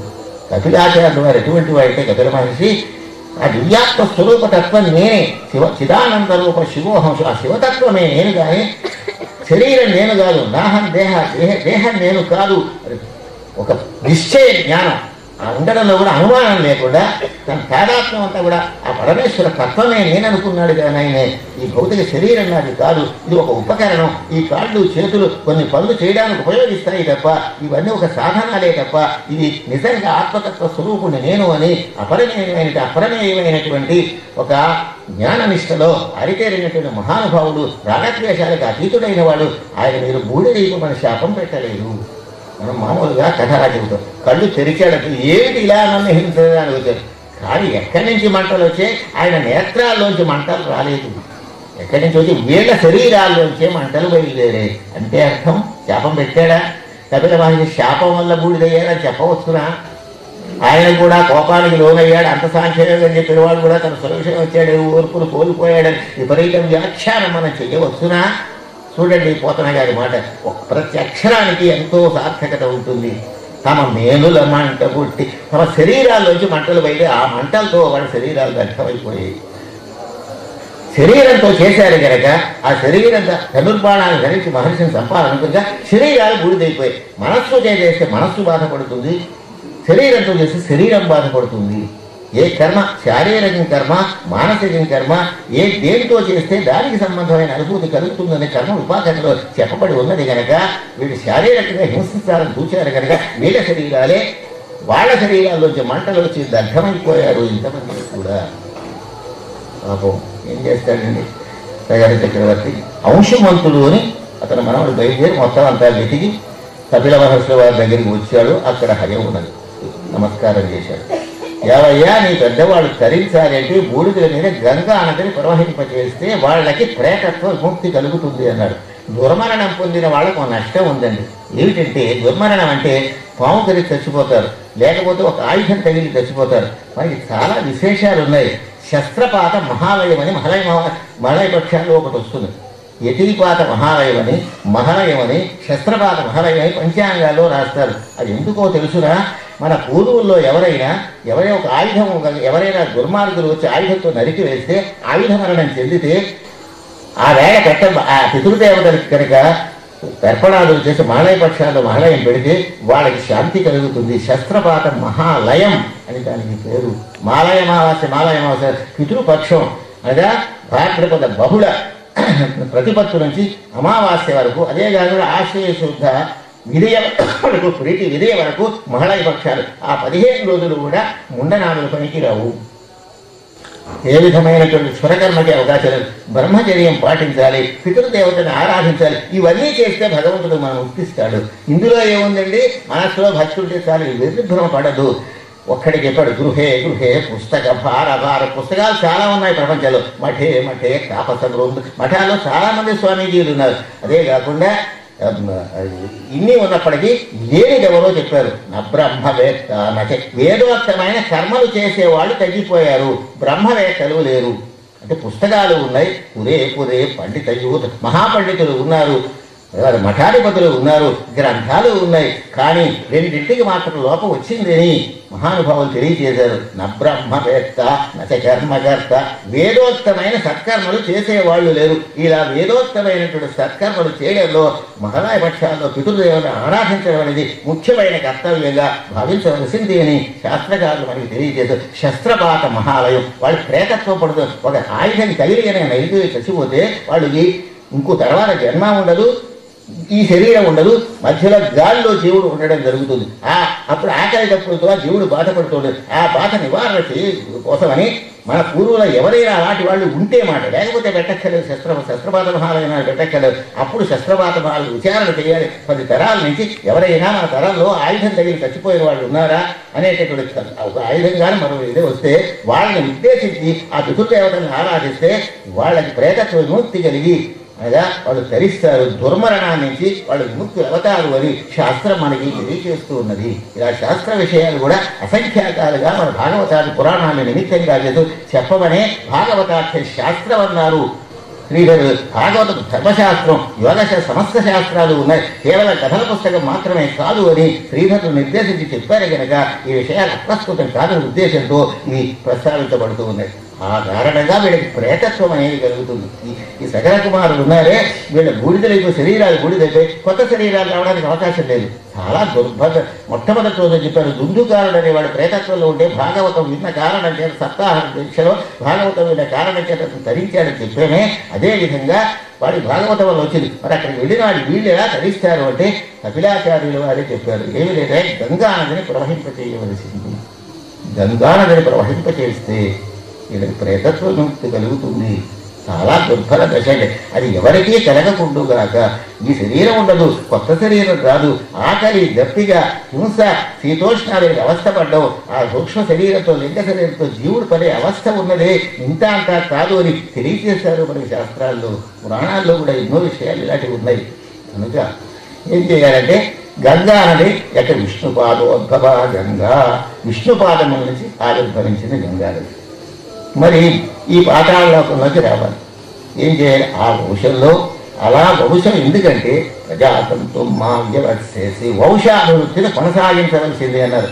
అంశుమంతుడు వల్ల కూడా కాలేదు పని, తెలుసుకున్నాడు కానీ అతను కూడా ఏమీ చేయలేకపోయినాడు. అలా తర్వాత వాడు కూడా చేయలేకపోయినాడు. చివరికి భగీరథుడు అనే పేరు కలిగినటువంటి మహానుభావుడు అతడు తెలుసుకున్నాడు విషయం అంతా. ఆ గుర్రాన్ని తీసుకుని వెళ్ళాడు. శంకర చక్రవర్తి ఆ యాగాన్ని పూర్తి చేశాడు. అతను వెళ్ళిపోయినాడు. అతని తర్వాత తరాలన్నీ కూడా వెళ్ళిపోయినాయి. అలా కాలానికి భగీరథుడు బయలుదేరాడు. ఇది ఏమిటి కదా పూర్వుల యొక్క. ఇప్పుడు పరిస్థితి ఎలా ఉందంటేనండి, బ్రతికున్న వాళ్ళ మీద భక్తి లేదు, చచ్చిపోయిన వాళ్ళు సానుభూతి లేదు. మొత్తం సారాంశం ఇప్పుడు పూర్వుల మాట ఎత్తామనుకోవడం. ఇదిగే చచ్చిపోయిన వాళ్ళు గొడవ. నేను ఉపన్యాసం చెప్పాను మహానుభావ చోట, తిరుపతి వెంకట కవుల గురించి చెప్పాను. శివదేవ్ హాయ్ అడిగారు, చచ్చిపోయిన కవుల గురించి ఎందుకన్నాడు. ఏమిటండి చచ్చిపోయిన కవుల గురించి? ఇది ఇదే ప్రశ్న కండి. బాధ్యత కలిగిన పదవిలో ఉన్న వ్యక్తి అడిగిన ప్రశ్న ఇది. చచ్చిపోయిన కవులు ఎందుకండి అంటే మనం ఉంటామండి శాశ్వతంగా. ఆ అన్నవాడు ఇప్పుడు లేడు, ఇలా అన్నవాడు కూడా లేడండి ఇప్పుడు. కానీ బతుకున్నవా అలాగే పోనీ ఇప్పుడు సజీవమైన కవులు చెప్పామని చచ్చిపోయిన కవుల గురించి ఎందుకండి అంటే వాళ్ళు చచ్చిపోయారే, వాళ్ళ మాట ఎత్తకూడదు అన్నమాట. ఇది నీచమైన దృష్టి. పూర్వులను ఎప్పుడు జ్ఞాపకం చేసుకోవాలి. పితృపితామహ ప్రపితామహులే కాదు, పై తరంలో మన వంశవృక్షం ఏమిటో మనకి తెలిసి ఉండవలే. అలా తెలుసుకున్నాడు భగీరథుడు. ఎక్కడి నుంచి సూర్యవంశం దగ్గర నుంచి, ఇక్ష్వాకుల దగ్గర నుంచి, శశాదుల దగ్గర నుంచి విషయాలన్నీ సమగ్రంగా వంశవృక్షాన్ని సేకరించే మహాపుణ్యాత్ముడు భగీరథుడు. అతడు రాజ్యం చేసిన రాజు కాదు, రాజర్షి. రాజ్యం చేస్తున్నప్పటికీ కూడా ఋషి లక్షణాలు కలిగినటువంటి వాడు. మన పూర్వులంతా కూడా అంత అత్యున్నత స్థితికి చెందినటువంటి వాడు. మరి ఎలాగ గంగానదిని రప్పించడం? గంగానదిని రప్పించడంటే గంగాదేవి గురించి తపస్సు చేశాడు. సరేనయ్యా నేను వస్తాను, కానీ నేను వేగంగా పడిపోతాను. ఆ పడినప్పుడు నా వేగాన్ని సహించిన వాడు ఎవరు అనేసరికి మళ్ళీ చేశారు. శంకరుడే వీరికి సమర్థుడు అని శంకరుని గురించి తపస్సు చేశాడు. ఎంత కష్టపడ్డాడని పాపం. పూర్వుల్ని తరింపచేయడం కోసం ఆ భస్మ రాసుల మీద గంగా ప్రవాహాన్ని ప్రవహింపచేసి పూర్వులకు ప్రేతత్వ విముక్తిని చేసి మోక్ష మార్గాన్ని చూపించడం ఎంత కష్టాలు పడ్డాడని భగీరథ ప్రయత్నం అంటే మనం అంచేత మనం కూడా మన పూర్వుల విషయంలో ఇలాంటి శ్రమ తీసుకోవాలి. వాళ్ళు ఉద్ధరింపబడే మార్గం ఏమిటో చూసుకోవాలి, వాళ్ళని భక్తి ఉండాలి, వాళ్ళని స్మరించాలి. మనం అయ్యో మన పూర్వకాలంలో ఇటువంటి వాళ్ళు ఉండేవారే, వాళ్ళు ఇలాంటి మంచి పనులు చేశారే, అలాంటి ఉత్కృష్ట కార్యాలు చేసి వంశోద్ధారకమైన ప్రతిష్టాత్మకమైన చర్యలు వాళ్ళు చేశారే, వాళ్ళని స్మరించుకోకపోతే మనం కృతజ్ఞులు అవుతామని ఆ భగీరథుడు మనకు కృతజ్ఞత కలిగి ఉండాలి మనమంతా అండం కోసమని ఆదర్శప్రాయమైనటువంటి జీవితంగా అంత కష్టపడ్డాడు మహానుభావుడు. ఆ పడినటువంటి సందర్భంలో ఏమైందయ్యా అంటే ఈశ్వరుడు ప్రత్యక్షమయ్యాడు. సరే ప్రత్యక్షం అయితే అలాగేనయ్యా అన్నాడు. అలాగే చేస్తారులే, ఏం కావాలన్నాడు. గంగా నది మీరు భరించాలన్నాడు. మా పూర్వులకి ఈ గంగా నది ప్రవాహం చేత మోక్షాన్ని ప్రసాదించేలాగా మీరు ధరించాలండి అన్నాడు. మీరు ధరించాలి అంటే అప్పుడు ఏం చేశారంటే పరమేశ్వరుడు హిమశృంగంపున హిమాలయ పర్వతమైన నిలబడ్డాడు. కేశానీకములు విప్పి ఆ జుట్టుని ఇలా జుట్టంతా విరపోసేసుకున్నాడు ఆయన. కేశానీకములు విప్పి బెంగన్ పొందకుమయ్య రాజా, ఓ భగీరథ మహారాజని బెంగక్కలేదు. ఈశ్వరుడు అభయం ఇచ్చాడండి. పూర్వమైన అతను ఉన్నటువంటి భక్తిని పురస్కరించిన బెంగన్ పొందకుమయ్య తావత మనోభిష్టంపునేది తునసు అంగంబొబ్బగా బోరయున్ విరిచి, ఇలా బోరగా ఇచ్చాడు. బోరయున్ విరిచి కేశానీకములు విప్పి అప్పుడు గంగానది వస్తుంది. ఉయ్యారమ్ములతో చెల్వతో ఎలాగ సతి అయి మధ్యన గంగానది ప్రవహిస్తున్న సందర్భంలో స్త్రీమూర్తి కూడా కనపడుతుంది చూడండి. అలా వచ్చినటువంటి గంగానది వచ్చేసరికి భంగంబూలు వడులై, కెరటాలే వడులుగా ఉన్నాయిట. అదే కాకుండా భృంగంబూలు వడులై ఈ తుమ్మెదలనేవి కూడా ఈ జుట్టు రూపాన్ని పొంది అనేక రకాలుగా ముఖం పద్మం అయిపోయి స్త్రీ రూపంలో సాక్షాత్కరిస్తూ ఉంటే ఆ గంగాదేవి ఈశ్వరుని యొక్క జటా జూటమూతికి దిగుతూ ఉన్నటువంటి సమయంలో గౌరి ఓరగిల్ల పార్వతీ అమ్మవారు చూస్తోందిట. ఏమిటిది ఇక్కడ దిగుతోంది కాబట్టి గంగానది ఎలాగనే ఈషు శీర్షముపైన నా భర్త అయినటువంటి శిరస్సు మీద స్థావరాన్ని ఏర్పరచుకోవడం కోసం దిగుతోందా ఇది. అది ఓరగిల్లంగా నందిపై ఓరగిల్ల మన ఫోటో చూస్తాను నందీశ్వరుడు మీద తల ఓరగించినట్టుగా కనబడుతుంది. గంగాదేవి పైనుంచి ఆ నీరు ప్రవహిస్తూ ఉంటుంది. అక్కడ స్త్రీమూర్తి మధ్యలో ఉంటుంది. ఆ నీరు పడుతున్నటువంటి సమయంలో ఇక్కడ పార్వతీ నందీశ్వరుడు ఉరికి చూస్తూ ఉంటుంది. ఆ వర్ణన ఇది. గంగ వెల్లువ ఎటువంటి మహాప్రవాహంతో నురుగులతోటి ఎలా అంటే ప్రళయార్భటి పేద ప్రళయకాలంలో మేఘం గర్జన చేస్తూ ఉంటే ఎంత గర్జనంగా భయంకరంగా ఉంటుందో అంత భయంకరంగా, అంత మళ్ళీ అందంగా ఉయ్యారంగా మంచి ఆసక్తిగా ఆనందంగా అందరికీ కూడా ఒక ఆహ్లాదం కల్పించేటువంటి సర్వ దుఃఖాలు అందరికీ ఆ గంగ పేరు తలుచుకుంటే సర్వ దుఃఖములు మరిచిపోయేటువంటి రీతిగా దిగందోడానికి భూమికి ఎక్కడికి ఈశ్వరునికి శిరస్సు మీదకి వచ్చింది. వచ్చేసరికి ఆయన జటాజూటంలో బంధించాడు. జటాజూటంలో బంధిస్తే ఈయనకేం కలిసి వచ్చిందండి, మళ్ళీ తపస్సు చేశాడు. అందులో కొంత భాగాన్ని ఇచ్చాడు. అంటే గంగాధరుడు సామాన్యంగా ఏమంటారంటే శ్రీనాథుడు ఒక పద్యం రాశాట. ఏమనంటే తిరుపమునకిద్దరాండ్రా పరమేశ గంగ విడుము పార్వతి చాలు అందరూ చెబుతూ ఉంటారు. ఈ పద్యం శ్రీనాథుడికి మాత్రం కాదు మహానుభావ, ఎవరో చెప్పి శ్రీనాథుడు ఇలా నాడు అన్నారు. ఇచ్చేటంటే సిరిగలవానికి చెల్లును తరుణుల 16,000 తగ పెండ్లాడని. ఆ కృష్ణ పరమాత్మ 16,000 పెళ్లి చేసుకున్నా కుదిరింది. కానీ నీకేవిడి తిరిగి ముష్టెత్తుకునేవాడు నువ్వు. పరమేశ గంగని మాకిచ్చేసే నీళ్లు, నువ్వేమో పార్వతితో ఒకటి ఉండను. ఇంత అపభ్రంశపు భాష శ్రీనాథుడికి ఉండదు. గంగాధరుడు కానీ గంగాపతి కాదు శంకరుడు. చూడండి ఎక్కడైనా సరే గంగాగౌరి సంవాదని జానపద గేయాన్మయంలో రాశారే తప్ప పురాణ ప్రసిద్ధమైనటువంటి వాటల్లో అనగా ప్రామాణికమైన కావ్యాల్లో గంగాధరుడని ఉన్నదే తప్ప గంగాపతి అన్నది ఎక్కడా లేదు. శ్రీనాథుడు అలా రైలు అంతటి నీడైనకి ఆయన గంగాధరుడు గంగాపతో తిరిగి అదివేక శ్రీనాథుడు ఆయనకి ఈ పద్యం అంటగట్టడం ఆ మహాకవి అపచారం చేసినట్టు తీసేది ఏదైనా కార్యక్రమంలో ఆ పద్యం శ్రీనాథుడిది కాదు. అయినా ఆయన శైలి ఎలా ఉండదు, అసలు చాలా రమణీయంగా ఉండేటువంటి శైలి. ఆ పద్యం నడకే వేరు, ఆ ఉదాత్తత వేరు. సిరిగలవానికి చెల్లును తరుణులు 16,000 తగపెండ్లాడని తిరుపమునకిద్దరా అండ్రా పరమేశ గంగ విడుము. ఇంత పేదగా రాస్తాడండి ఆయన. ఇదే శ్రీనాథుడు పద్యం కాదు. గంగాధరుడు అది మనం మర్చిపోకూడదు. జానపద వాంగ్మయంలో గంగా గౌరీ సంవాదం అని ఉంది. అది జానపద వాంగ్మయంలోది తప్ప మన పురాణ ప్రసిద్ధం కానీ కావ్య ప్రసిద్ధం కానీ కాదు కనుక అది మనకి ప్రమాణం కాదు. దాన్ని మనం పట్టించుకోకర్లేదు.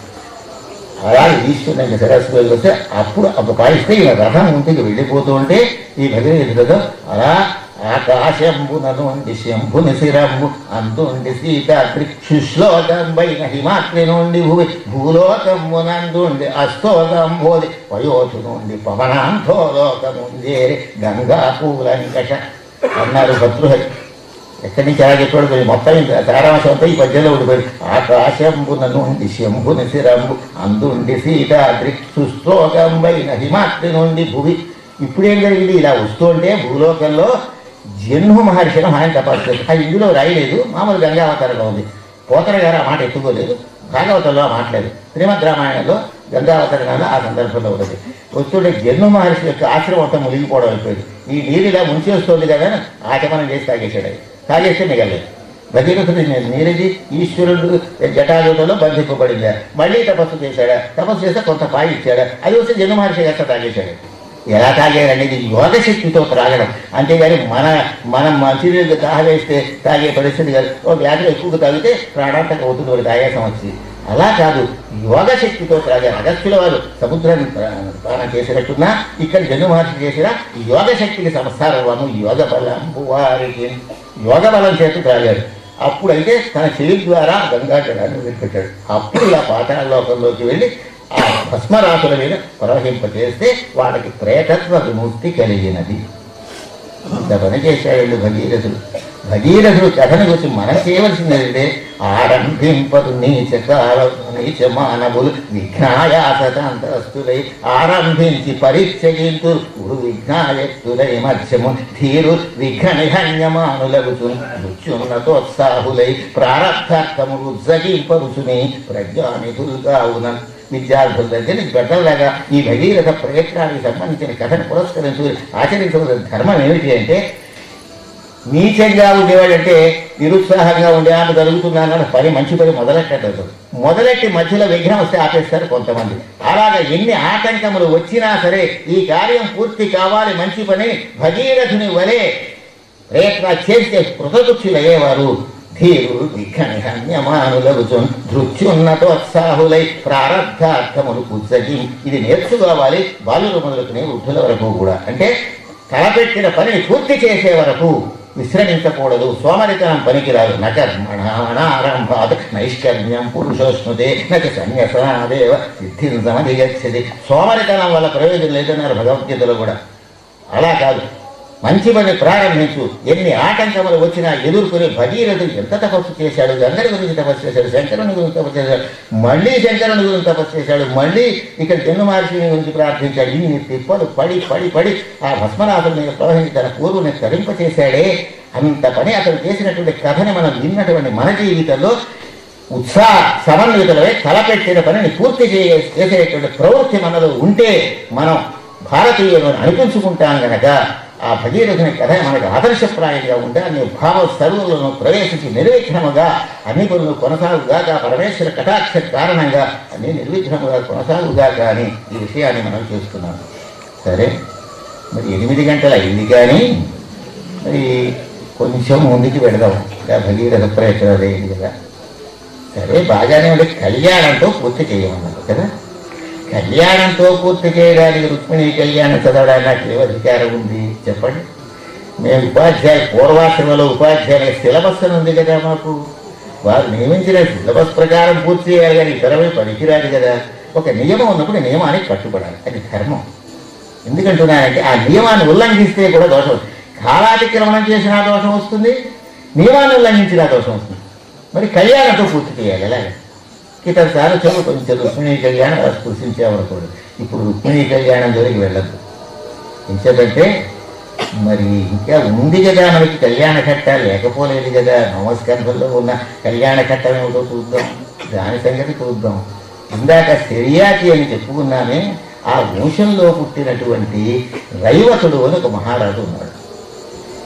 ఆ రైవతుడు అనేటువంటి మహారాజు యొక్క కుమార్తె పేరు రేవతీదేవి. తన కుమార్తెకి భర్త ఎవరు సంబంధాలు చూశాడు, ఎక్కడ ఆయన తృప్తి కలగలేదు. బ్రహ్మగారి దగ్గరికి వెళ్ళాడు. ఆయన ఇవో ఆటపాటలు చూస్తున్నాడు అక్కడ. బ్రహ్మగారు ఏమో ఇలా వచ్చేది ఏమిటన్నాడు. ఏం లేదండి, మా అమ్మాయికి ముద్దరాలు, మా అమ్మాయి చాలా మంచిది, ఎవరైనా అలాగే చెబుతారు, చాలా ముద్దరాలు, యోగ్యురాలు, మంచి గుణాలు కలిగింది, వీడికి భర్త ఎవరో ఎవరిని మీరు నిర్ణయించారో చెప్పండి అడగడానికి వెళ్ళాడు. పకాపక ఉన్నాడు విన్నారు, వైలిట్టులని పేట నవ్వు నవ్వేట బ్రహ్మగారు. ఎందుకంటే నాయన నువ్వు ఇక్కడికి వచ్చావు, వచ్చేసరికి ఇవన్నీ చూస్తున్నావు కదా, నేను చూస్తున్నాను కదా, కొంతసేపు ఒక 5 నిమిషాలు 3 నిమిషాలు అయ్యేటప్పటికి ఆ 3 నిమిషాల కాలంలో భూలోకంలో 28 యుగాలు అయిపోయింది నాయన, చాలా కాలం వెళ్ళిపోయింది. అది వరకు ఉన్న వాళ్ళు ఎవరు ఇప్పుడు లేరు, తత్సంబంధులు భూమిలు లేరు అని ముతిగుందులు చెప్పినట్టుగా. అంచేత ఆనాటి వయస్సు కలిగిన వాళ్ళు ఎవరు ఇప్పుడు లేరు. ఇంచేత బ్రహ్మగారు కాసేపు అవతలేదో 3 నిమిషాలు చూస్తే ఇక్కడ ఇన్ని యుగాలు అయిపోయింది. బ్రహ్మగారి కాలమానం ప్రకారం ఆయన రెప్పపాటు అయితే మనకి సంవత్సరం అయిపోతుంది. ఇక్కడ ఆ ప్రపోర్షన్లో మొత్తం అయిపోయింది. చాలా కాలం పట్టింది ఆయన. ఈ కారణంగా జీవం ఇప్పుడు ఎవరికిచ్చి చేస్తావు? ఈ కాలం ఏమో చాలా చిత్రంగా ఉంది. ఆనాటి వాళ్ళు ఆజానుబాహులుగా పెద్దగా ఉండేవారు. ఇప్పుడు ద్వాపరయుగం వచ్చింది, అంత ఆజానుబాహులు. ఇప్పుడు రామచంద్రమూర్తి కాలం త్రేతాయుగం కనుక అప్పుడు ఆజానుబాహులు ఉన్నారు. మరి తర్వాత యుగంలో అంతమంది ఉండడానికి అవకాశం ఉందా? కృష్ణ పరమాత్మ ఆజానుబాహులు కలిగి వర్ణించారు అనుకోండి, సామాన్య ప్రజానికి అలా లేదు కదా. మీ అమ్మాయి చూసి చాలా పొడుగ్గా ఉంది కదా. ఇప్పుడు ఈ తగిన భర్త ఎవరు వస్తారు?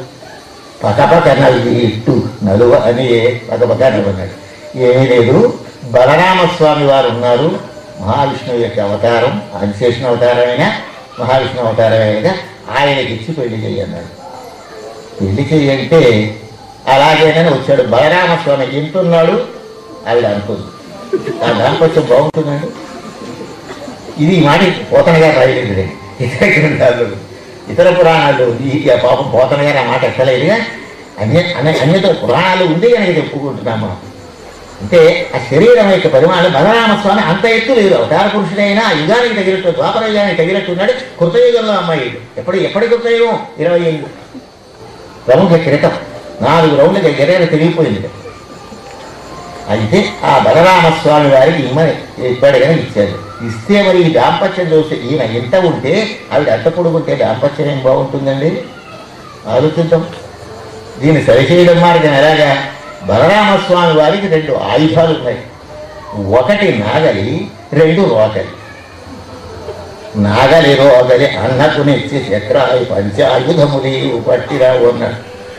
ఈ ఆయుధాలు ఏం చేశాడో తెలుసా అండి? ఇది ఎక్స్పెరిమెంట్ ఎవరు చేయొద్దు మహాప్రభు. ఆ నాగలితోటి ఇలా తల ఉంచి ఆ రోకలతో ఒక్కసారి ఇలా కొట్టాడు. చదువుతారండి ఎలా కొడితే? అది బాబోయ్, అందులో నాగలతో వచ్చి రోకలతో కొట్టడమే బుర్ర వదలైపోతుంది, 2 చెక్కలైపోతుంది. ఏమన్నా అవలేదండి. సరిగా బలరామస్వామి వారికి భుజాల దగ్గరికి ఆ రేవతి తల వచ్చేలా ఆకారం అయిపోయింది.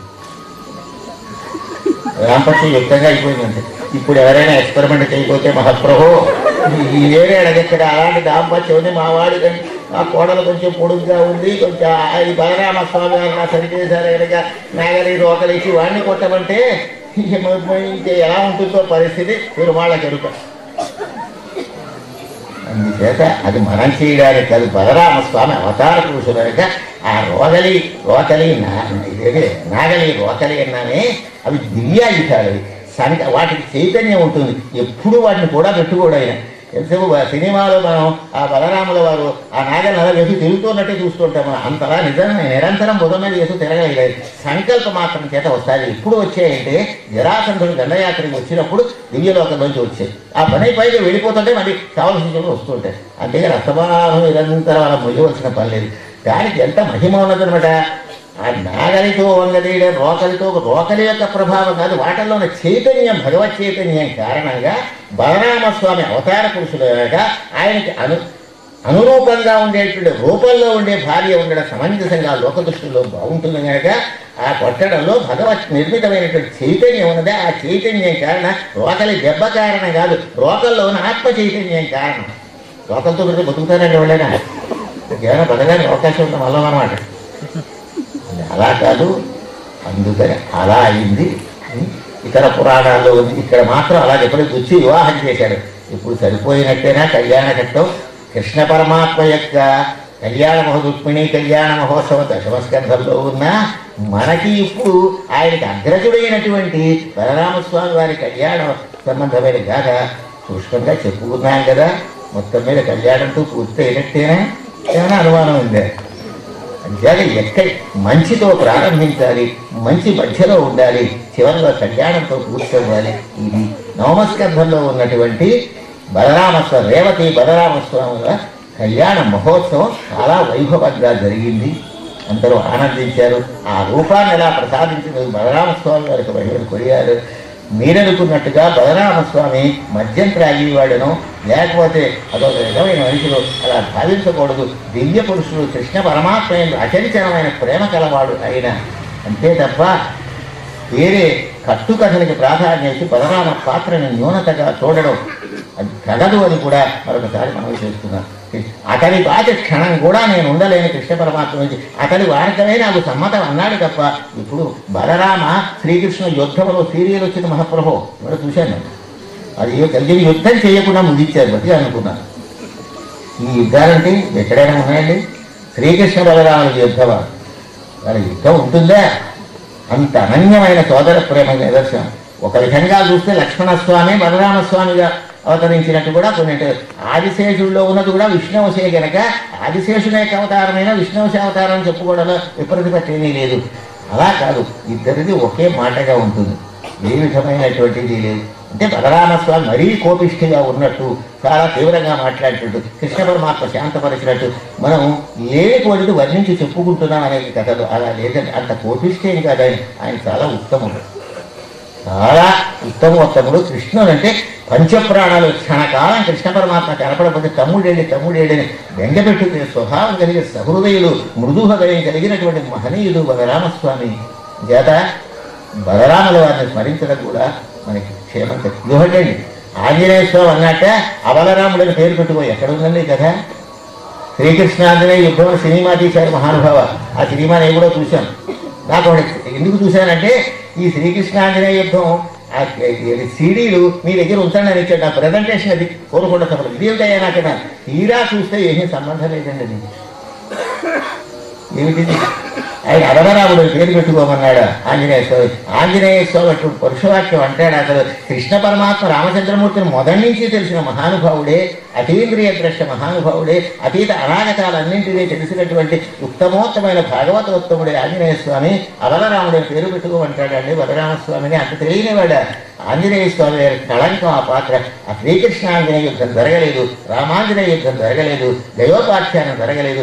ఇవన్నీ కూడా కల్పిత గాథలే తప్ప వాస్తవాన్ని. ఆ దయోపాఖ్యానం పద్దెనిమిది లక్షుండి పుడెక్కి వచ్చిన రాణి కృష్ణుడే వచ్చి వచ్చి ఆర్థాయనని పడుదర్పమ్మున నీచి ఈ ప్రాణాన్ని రక్షించదంటే ఓ చప్పట్లు పడతాం మనం. కానీ తిలకవతి లక్ష్మీశ్వరం గారు చెప్పారు ఇది కల్పిత గాథ మాత్రమే కానీ వాస్తవం కదా ఆయనే చెప్పారు. చమత్కారంగా రాదు, అది చమత్కారంగా చూడవలసిందే తప్ప అది వాస్తవికత మాత్రం ఆ పురాణాలు వాళ్ళకి యుద్ధాలు లేవండి. నరనారాయణుడి యుద్ధమా, కృష్ణాంజనేయుడి కృష్ణ పరమాత్మకి అర్జునుడికి యుద్ధం జరుగుతుందా? అది ఏక మనస్కులైనటువంటి వారు వారి విషయంలో ఈ భావాలు ఈ కథలు కూడా నిజమైనవి కావమన్నారు. ఏమంటే పండును తాగుతారా? ఎవరైనా పండుగ తింటారా? తాగుతారండి. భాగవతం రసమాలయం నిగమకల్పతరు దరిద్రంబలం వేదముల అనేటటువంటి వృక్షము నుంచి జారి పడినటువంటి ఫలం. అంటే వేదముల వృక్షంగా అయితే ఆ వృక్షాన్ని పండిన పండు, ఆ పండిన పండుని తిరమలంటాం కానీ త్రాగమంటామేమిటి? ఏమిటో విచిత్రంగా ఉంది. నిగమకల్పతరు దరిద్రంబలం సుఖముఖాదు అంటే చిలుక కొట్టిన పండు. చిలక కొట్టిన పండు రుచిగా ఉంటుంది. ఆ పక్కన తెలుసు ఆ కొట్టినట్టు చిలక కొట్టిన దానికి ఎంగిలి ఉండదు. చిలక కొట్టిన పండు తింటే ఎంగిలి లేదు.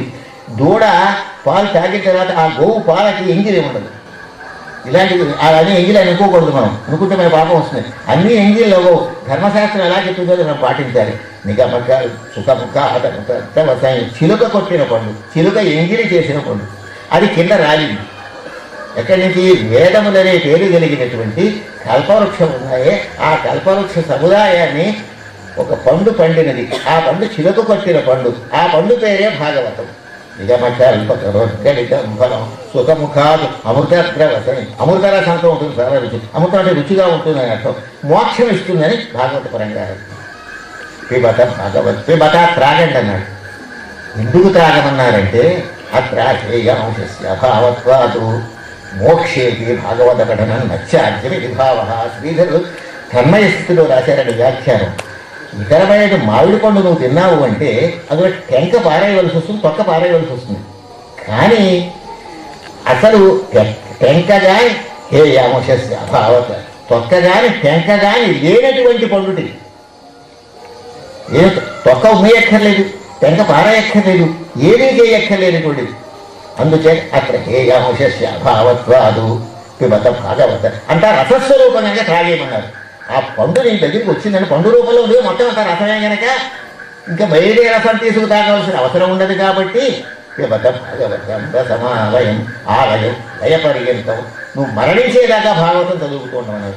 ఈవేళ చదివానని మానయ్యద్దు, ఆలయం లయం పొందేదాకా. అదే కాదు, లయం అంటే మోక్షం. మోక్షేటి భాగవత పఠనం నత్యాద్యమితి భావ. నీకు మోక్షం వచ్చింది, ఆ భగవంతుడు లోకానికి వెళ్ళావు, అక్కడ సాలోక్యముక్తిలో కూర్చున్నావు, ఆ పరీక్ష మహారాజు దగ్గర కూర్చున్నావు, అయినా భాగవతం నువ్వు మానవద్దు. పరీక్ష మహారాజు సాలోక్యముక్తిని పొందాడు కదా మహానుభావుడు. ఏది మానవనాథ పొందడవు మాధవలోకవాస సౌఖ్యము. ఇక్కడ ఉన్నాడు మహానుభావుడు మహావిష్ణువు చదువు. మనకి ఆ స్థానం లభించింది అనుకోండి, అక్కడికి వెళ్ళినా భాగవతం చదవడం మానవద్దు. అంటే అర్థం ఈ నరజన్మలో ఉన్న యావత్ జీవితకాలం కూడా భాగవత ఫల రసాస్వాదన చేయవలసింది అని. అత్ర హేయామోషస్య అభావత్వాదు, ఇక్కడ టెంక గాని తొక్క గాని లేనటువంటి రసస్వరూపమైనటువంటి పిబత భాగవతం రసం ఆలయ లయపర్యంతం మోక్షేది భాగవత పఠనం నత్యాద్యమితి భావ. ఇటువంటి పంక్తులు వాళ్ళు రాశారు, ఎంత విలువ కలిగినో అవి సంస్మరించుకుంటే మనకి వాక్శుద్ధి కలుగుతుంది. ముహురహో రసికాభు విభావుగా, రసజ్ఞన కలిగినటువంటి మహానుభావుదరా భాగవతం అనే ఫలాన్ని త్రాగండి మీరు. ఇక్కడ అనవసరమైనది ఏదీ లేదు. కొన్ని పుస్తకాల్లో అవసరమైన విషయాలు కొన్ని ఉండొచ్చు, మొత్తం ఎక్కడ తీసుకున్నా ప్రతి అక్షరము అవసరమైనది భాగవతంలో. భాగవత ఫలంలో పనికి రాని పదార్థం లేదు, టెంక లేదు, తొక్క లేదు, ఏదీ లేదు ఫలానికి. అంతేనా ఒక్క అక్షరం కూడా దెబ్బలు ఇది అనవసరము, ఇది ఈ అక్కర లేదు అనేది. భాగవతులు ముఖ్యమైనది చదివామండి, ఇది వదిలేసామన్నాడు. మొత్తం అంతా ముఖ్యమైంది, ఏది తీసేయడానికి వీల్లేదు. ఇందులో ఏ ఘట్టం తీయండి, ఏ సందర్భం తీయండి, ఏ పదం తీయండి, వాక్యం తీయండి, అక్షరం తీయండి, ప్రతిదీ సార్థకమైనదే. అంచేత పిబత భాగవతం రసమాలయం, ఈ రసాన్ని త్రాగి ధన్యులు కండి. శాశ్వతమైనటువంటి మోక్షంలో భగవంతుడి సన్నిధానంలో మా లక్ష్మీనారాయణ సన్నిధిలో మీరు కూర్చునే భాగ్యం మీకు కలిగిన ఏది భాగవతం చెప్పండి అని అక్కడ వాళ్ళని అడగండి, చెప్పించుకోండి, వినండి, అప్పుడు జన్మ సార్థకం చేసుకోండి అని. పిబత భాగవతం రసమాలయం ముహురసికాభువిభావుగా. ముహు అదే పనిగా భాగవతాన్ని ఒక్కసారిగా అందుకోసమే సప్తాహం, మళ్ళీ రెండు సప్తాహాలు, 3 సప్తాహాలు, 49 రోజులు సప్తాహాలు. అదే కాదు అలా సంవత్సరం పొడుగున అలా భాగవత నారాయణ కృష్ణమూర్తి శాస్త్రి గారిని భాగవత సప్తాహాలు ఎన్నో చదివించిన మహాపుణ్యాత్ముడయ్య. ఎరువున వాళ్ళకి తెలుస్తుంది, పెద్దవారైనా ఆయన భాగవత పారాయణ చేయించేవారు. ఆ పారాయణ చేయించాడు పండితులు కొన్ని భాగాలు ఇచ్చేవారు. నువ్వు ఏ శ్లోకం ఎక్కడ అరగంట అయ్యాక వచ్చేవాడు. వచ్చేసరికి నేను చదువుతా, నువ్వు కొన్ని శ్లోకాలు దాటించి ముందుకు వెళ్ళిపోయావు, నువ్వు పనికిలో తీసుకోవాలి అంతే. అయ్యే కాకుండా ఎక్కడో వెనకబడినా ఈ అక్షరం దాకా ఇప్పటికి రావాలి అని ఆయన అలా కనిపెట్టి అన్నీ కూడా పరిశీలన చేసి భాగవత సప్తాహాన్ని జయప్రదంగా శుభప్రదంగా ఆనందప్రదంగా జరిపించిన మహనీయులు నారాయణ వెంట కృష్ణమూర్తి. ఒక 10-15 ఏళ్ళు అవుతుంది ఆయన వెళ్ళిపోయి. చాలా అసలు భాగవత సప్తాహాలు ఎంతో ప్రాచుర్యం తీసుకొచ్చారు ఆయన. అలాగే పెరియాల సీతారామ శాస్త్రి మనం భాగవతం చెప్పారు. భాగవతం అంటే అనేక చోట్ల అనేక ప్రదేశాల్లో ఈ భాగవత ప్రవచనాలు జరిగాయి. ఇక్కడ కూడా మనం వాగ్రూపకంగా మనం చేసుకున్నాం. నిజంగా భగవంతుడు ఇక్కడ సాక్షాత్కరించి మన అందరినీ దీవిస్తున్నాడని నాకు ఆ రూపం కనపడుతూ ఉన్నది. ఆ లక్ష్మీనారాయణుడు, ఆ పార్వతీ పరమేశ్వరులు, ఆ రాధాకృష్ణులు. అయితే ఒక్క ప్రశ్న, రాధ పేరు ఎక్కడా రాలేదు చూసారా? ఎక్కడైనా రాధ పేరు ఉందండి? ఎందుచేత రాధ పేరు భాగవతంలో లేదో ఆ ఒక్క ముక్తానికి ముందుకు వెళ్ళిపోదాం. ఎందుచేత భాగవతంలో లేదంటే రాధా కథ గాథ అబద్ధం కాదు, వాస్తవంగా బ్రహ్మవైవర్త పురాణంలో ఉంది. కానీ శ్రీశుకుల వారు ఏమనుకున్నారంటే నేను రాధ మాట జ్ఞాపకం చేసుకోను అనుకున్నాడు. ఆయన భాగవతం చెప్పాడు. రాధోచ్చారణ మాత్రేణ మూర్ఛాషాన్మాసికీ భవేత్ నోచ్చారిత వటస్పష్టం పరీక్షిత గృన్ముని. రాధ అన్నటువంటి పేరు జ్ఞాపకం వస్తే రాధా భక్తి హరి జ్ఞాన. రాధ అంటే భక్తి అన్నమాట. ఇక్కడ భక్తి జ్ఞానము రెండు వచ్చేసరికి సమాధి స్థితిలో వెళ్ళిపోతారు శ్రీశుకుల వారు. పరీక్షితుడు భాగవతం చెబుతుండగా రాధ మాట కనుక జ్ఞాపకం వచ్చినట్లయితే సమాధి స్థితికి వెళ్ళిపోతాడని. 7 రోజుల్లో అయితే భాగవతం చెప్పి తరింప చేయాలి.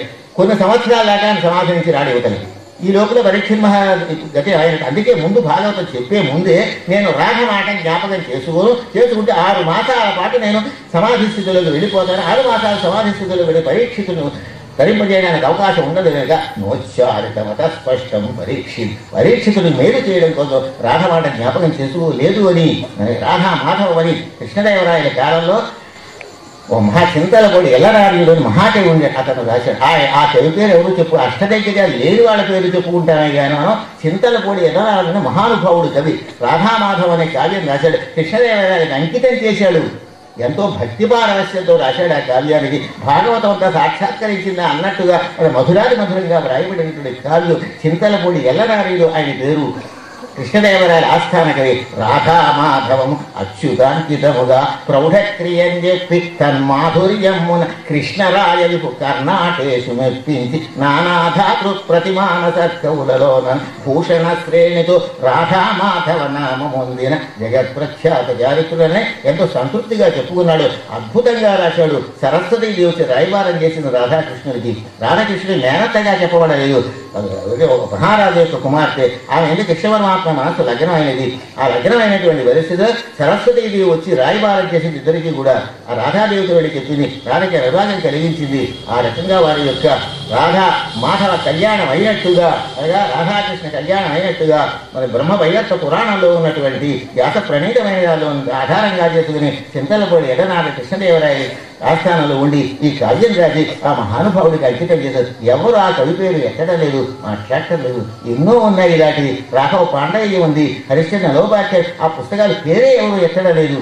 అద్భుతమైనటువంటి రచనా విశేషాలు మన జ్ఞానాన్ని ప్రసాదించి అజ్ఞానాన్ని ప్రాణదోలి ఎంత ఆనందం. ఈ కావ్యానంద రసం మన బ్రహ్మానంద రసాన్ని సుబ్రహ్మచారిగా ఉన్నదని తృప్తిపడేటువంటి ఆనందాన్ని వదిలిపెట్టుకుంటున్నాం. వాటిని గురించి కూడా మనం ప్రచారం చేయాల్సిన బాధ్యత ఉందని నా యొక్క ఆవేదన. అందుకని అందుచేత రాధ మాట భాగవతంలో రాదండి. రాని కారణం అది. ఆ ప్రకారం ఇంచుమించుగా రాధామాధవ కళ్యాణం కూడా సూచించినట్టేనా ఇప్పుడు చెప్పడంలో బలరామస్వామి వారి రేవతి బలరామస్వామి వారి కళ్యాణం చెప్పుకున్నాం. రాధామాధవ కళ్యాణం కూడా మరి అది కూడా చెప్పుకున్నట్టు అయింది కదా. కానీ రుక్మిణీ కళ్యాణం అన్న పేరు దాన్ని రాలేదు కదా. మొత్తం మీద కళ్యాణ ఘట్టాలతో పూర్తయినట్టేనా? అది శుభప్రదమైన స్వామి కళ్యాణం చెప్పుకుంటే మనకందరికీ కూడా కళ్యాణమే కదా. మనకందరికీ కళ్యాణం అంటే అర్థం మనకి దేశంలో చక్కగా పంటలు పండుతాయి, ఆందోళన లేకుండా ఉంటుంది, అన్నవస్త్రానికి లోపం లేకుండా ఉంటుంది, మనస్సుకి ప్రశాంతత ఉంటుంది, ఐక్యంగా సుఖం అనుభవిస్తాం, పారలౌకికంగా ఎంతో ఆనందాన్ని పరమేశ్వరుడు ప్రసాదిస్తాడు. అటువంటి మహత్తరమైనటువంటి ఈ కార్యక్రమంలో ఈ భాగవతంలో ఈ స్కంధం నా చేత చెప్పించినందుకు నన్ను నేను ధన్యాత్ముడుగా నేను పుణ్యాత్ముడిని అయినట్టుగా నిండు హృదయంతో 100 పాళ్ళు భావించుకుంటున్నాను. చాలా సంతోషం. చాలా సంతోషం. ఇవాళ 8 ఆడలేదు. ఇంకేతంటే రేపటి నుంచి నా గొడవ మీకు ఉండదు కదా. రేపటి నుంచి నా పూర్వం ఉండదు కనుక ఈవేళ కాసేపు కొంచెం కాల సంజాయిగా ఉంటున్నాడు. నాలో పరిహాసం లేదనుకోగలి. నాలో ఉన్న వేళ కూడా నిజస్వరూపం తెలియదు. ఇంకా కడుపు చెక్కలైనా నవ్వించే స్వభావం నాకుంది.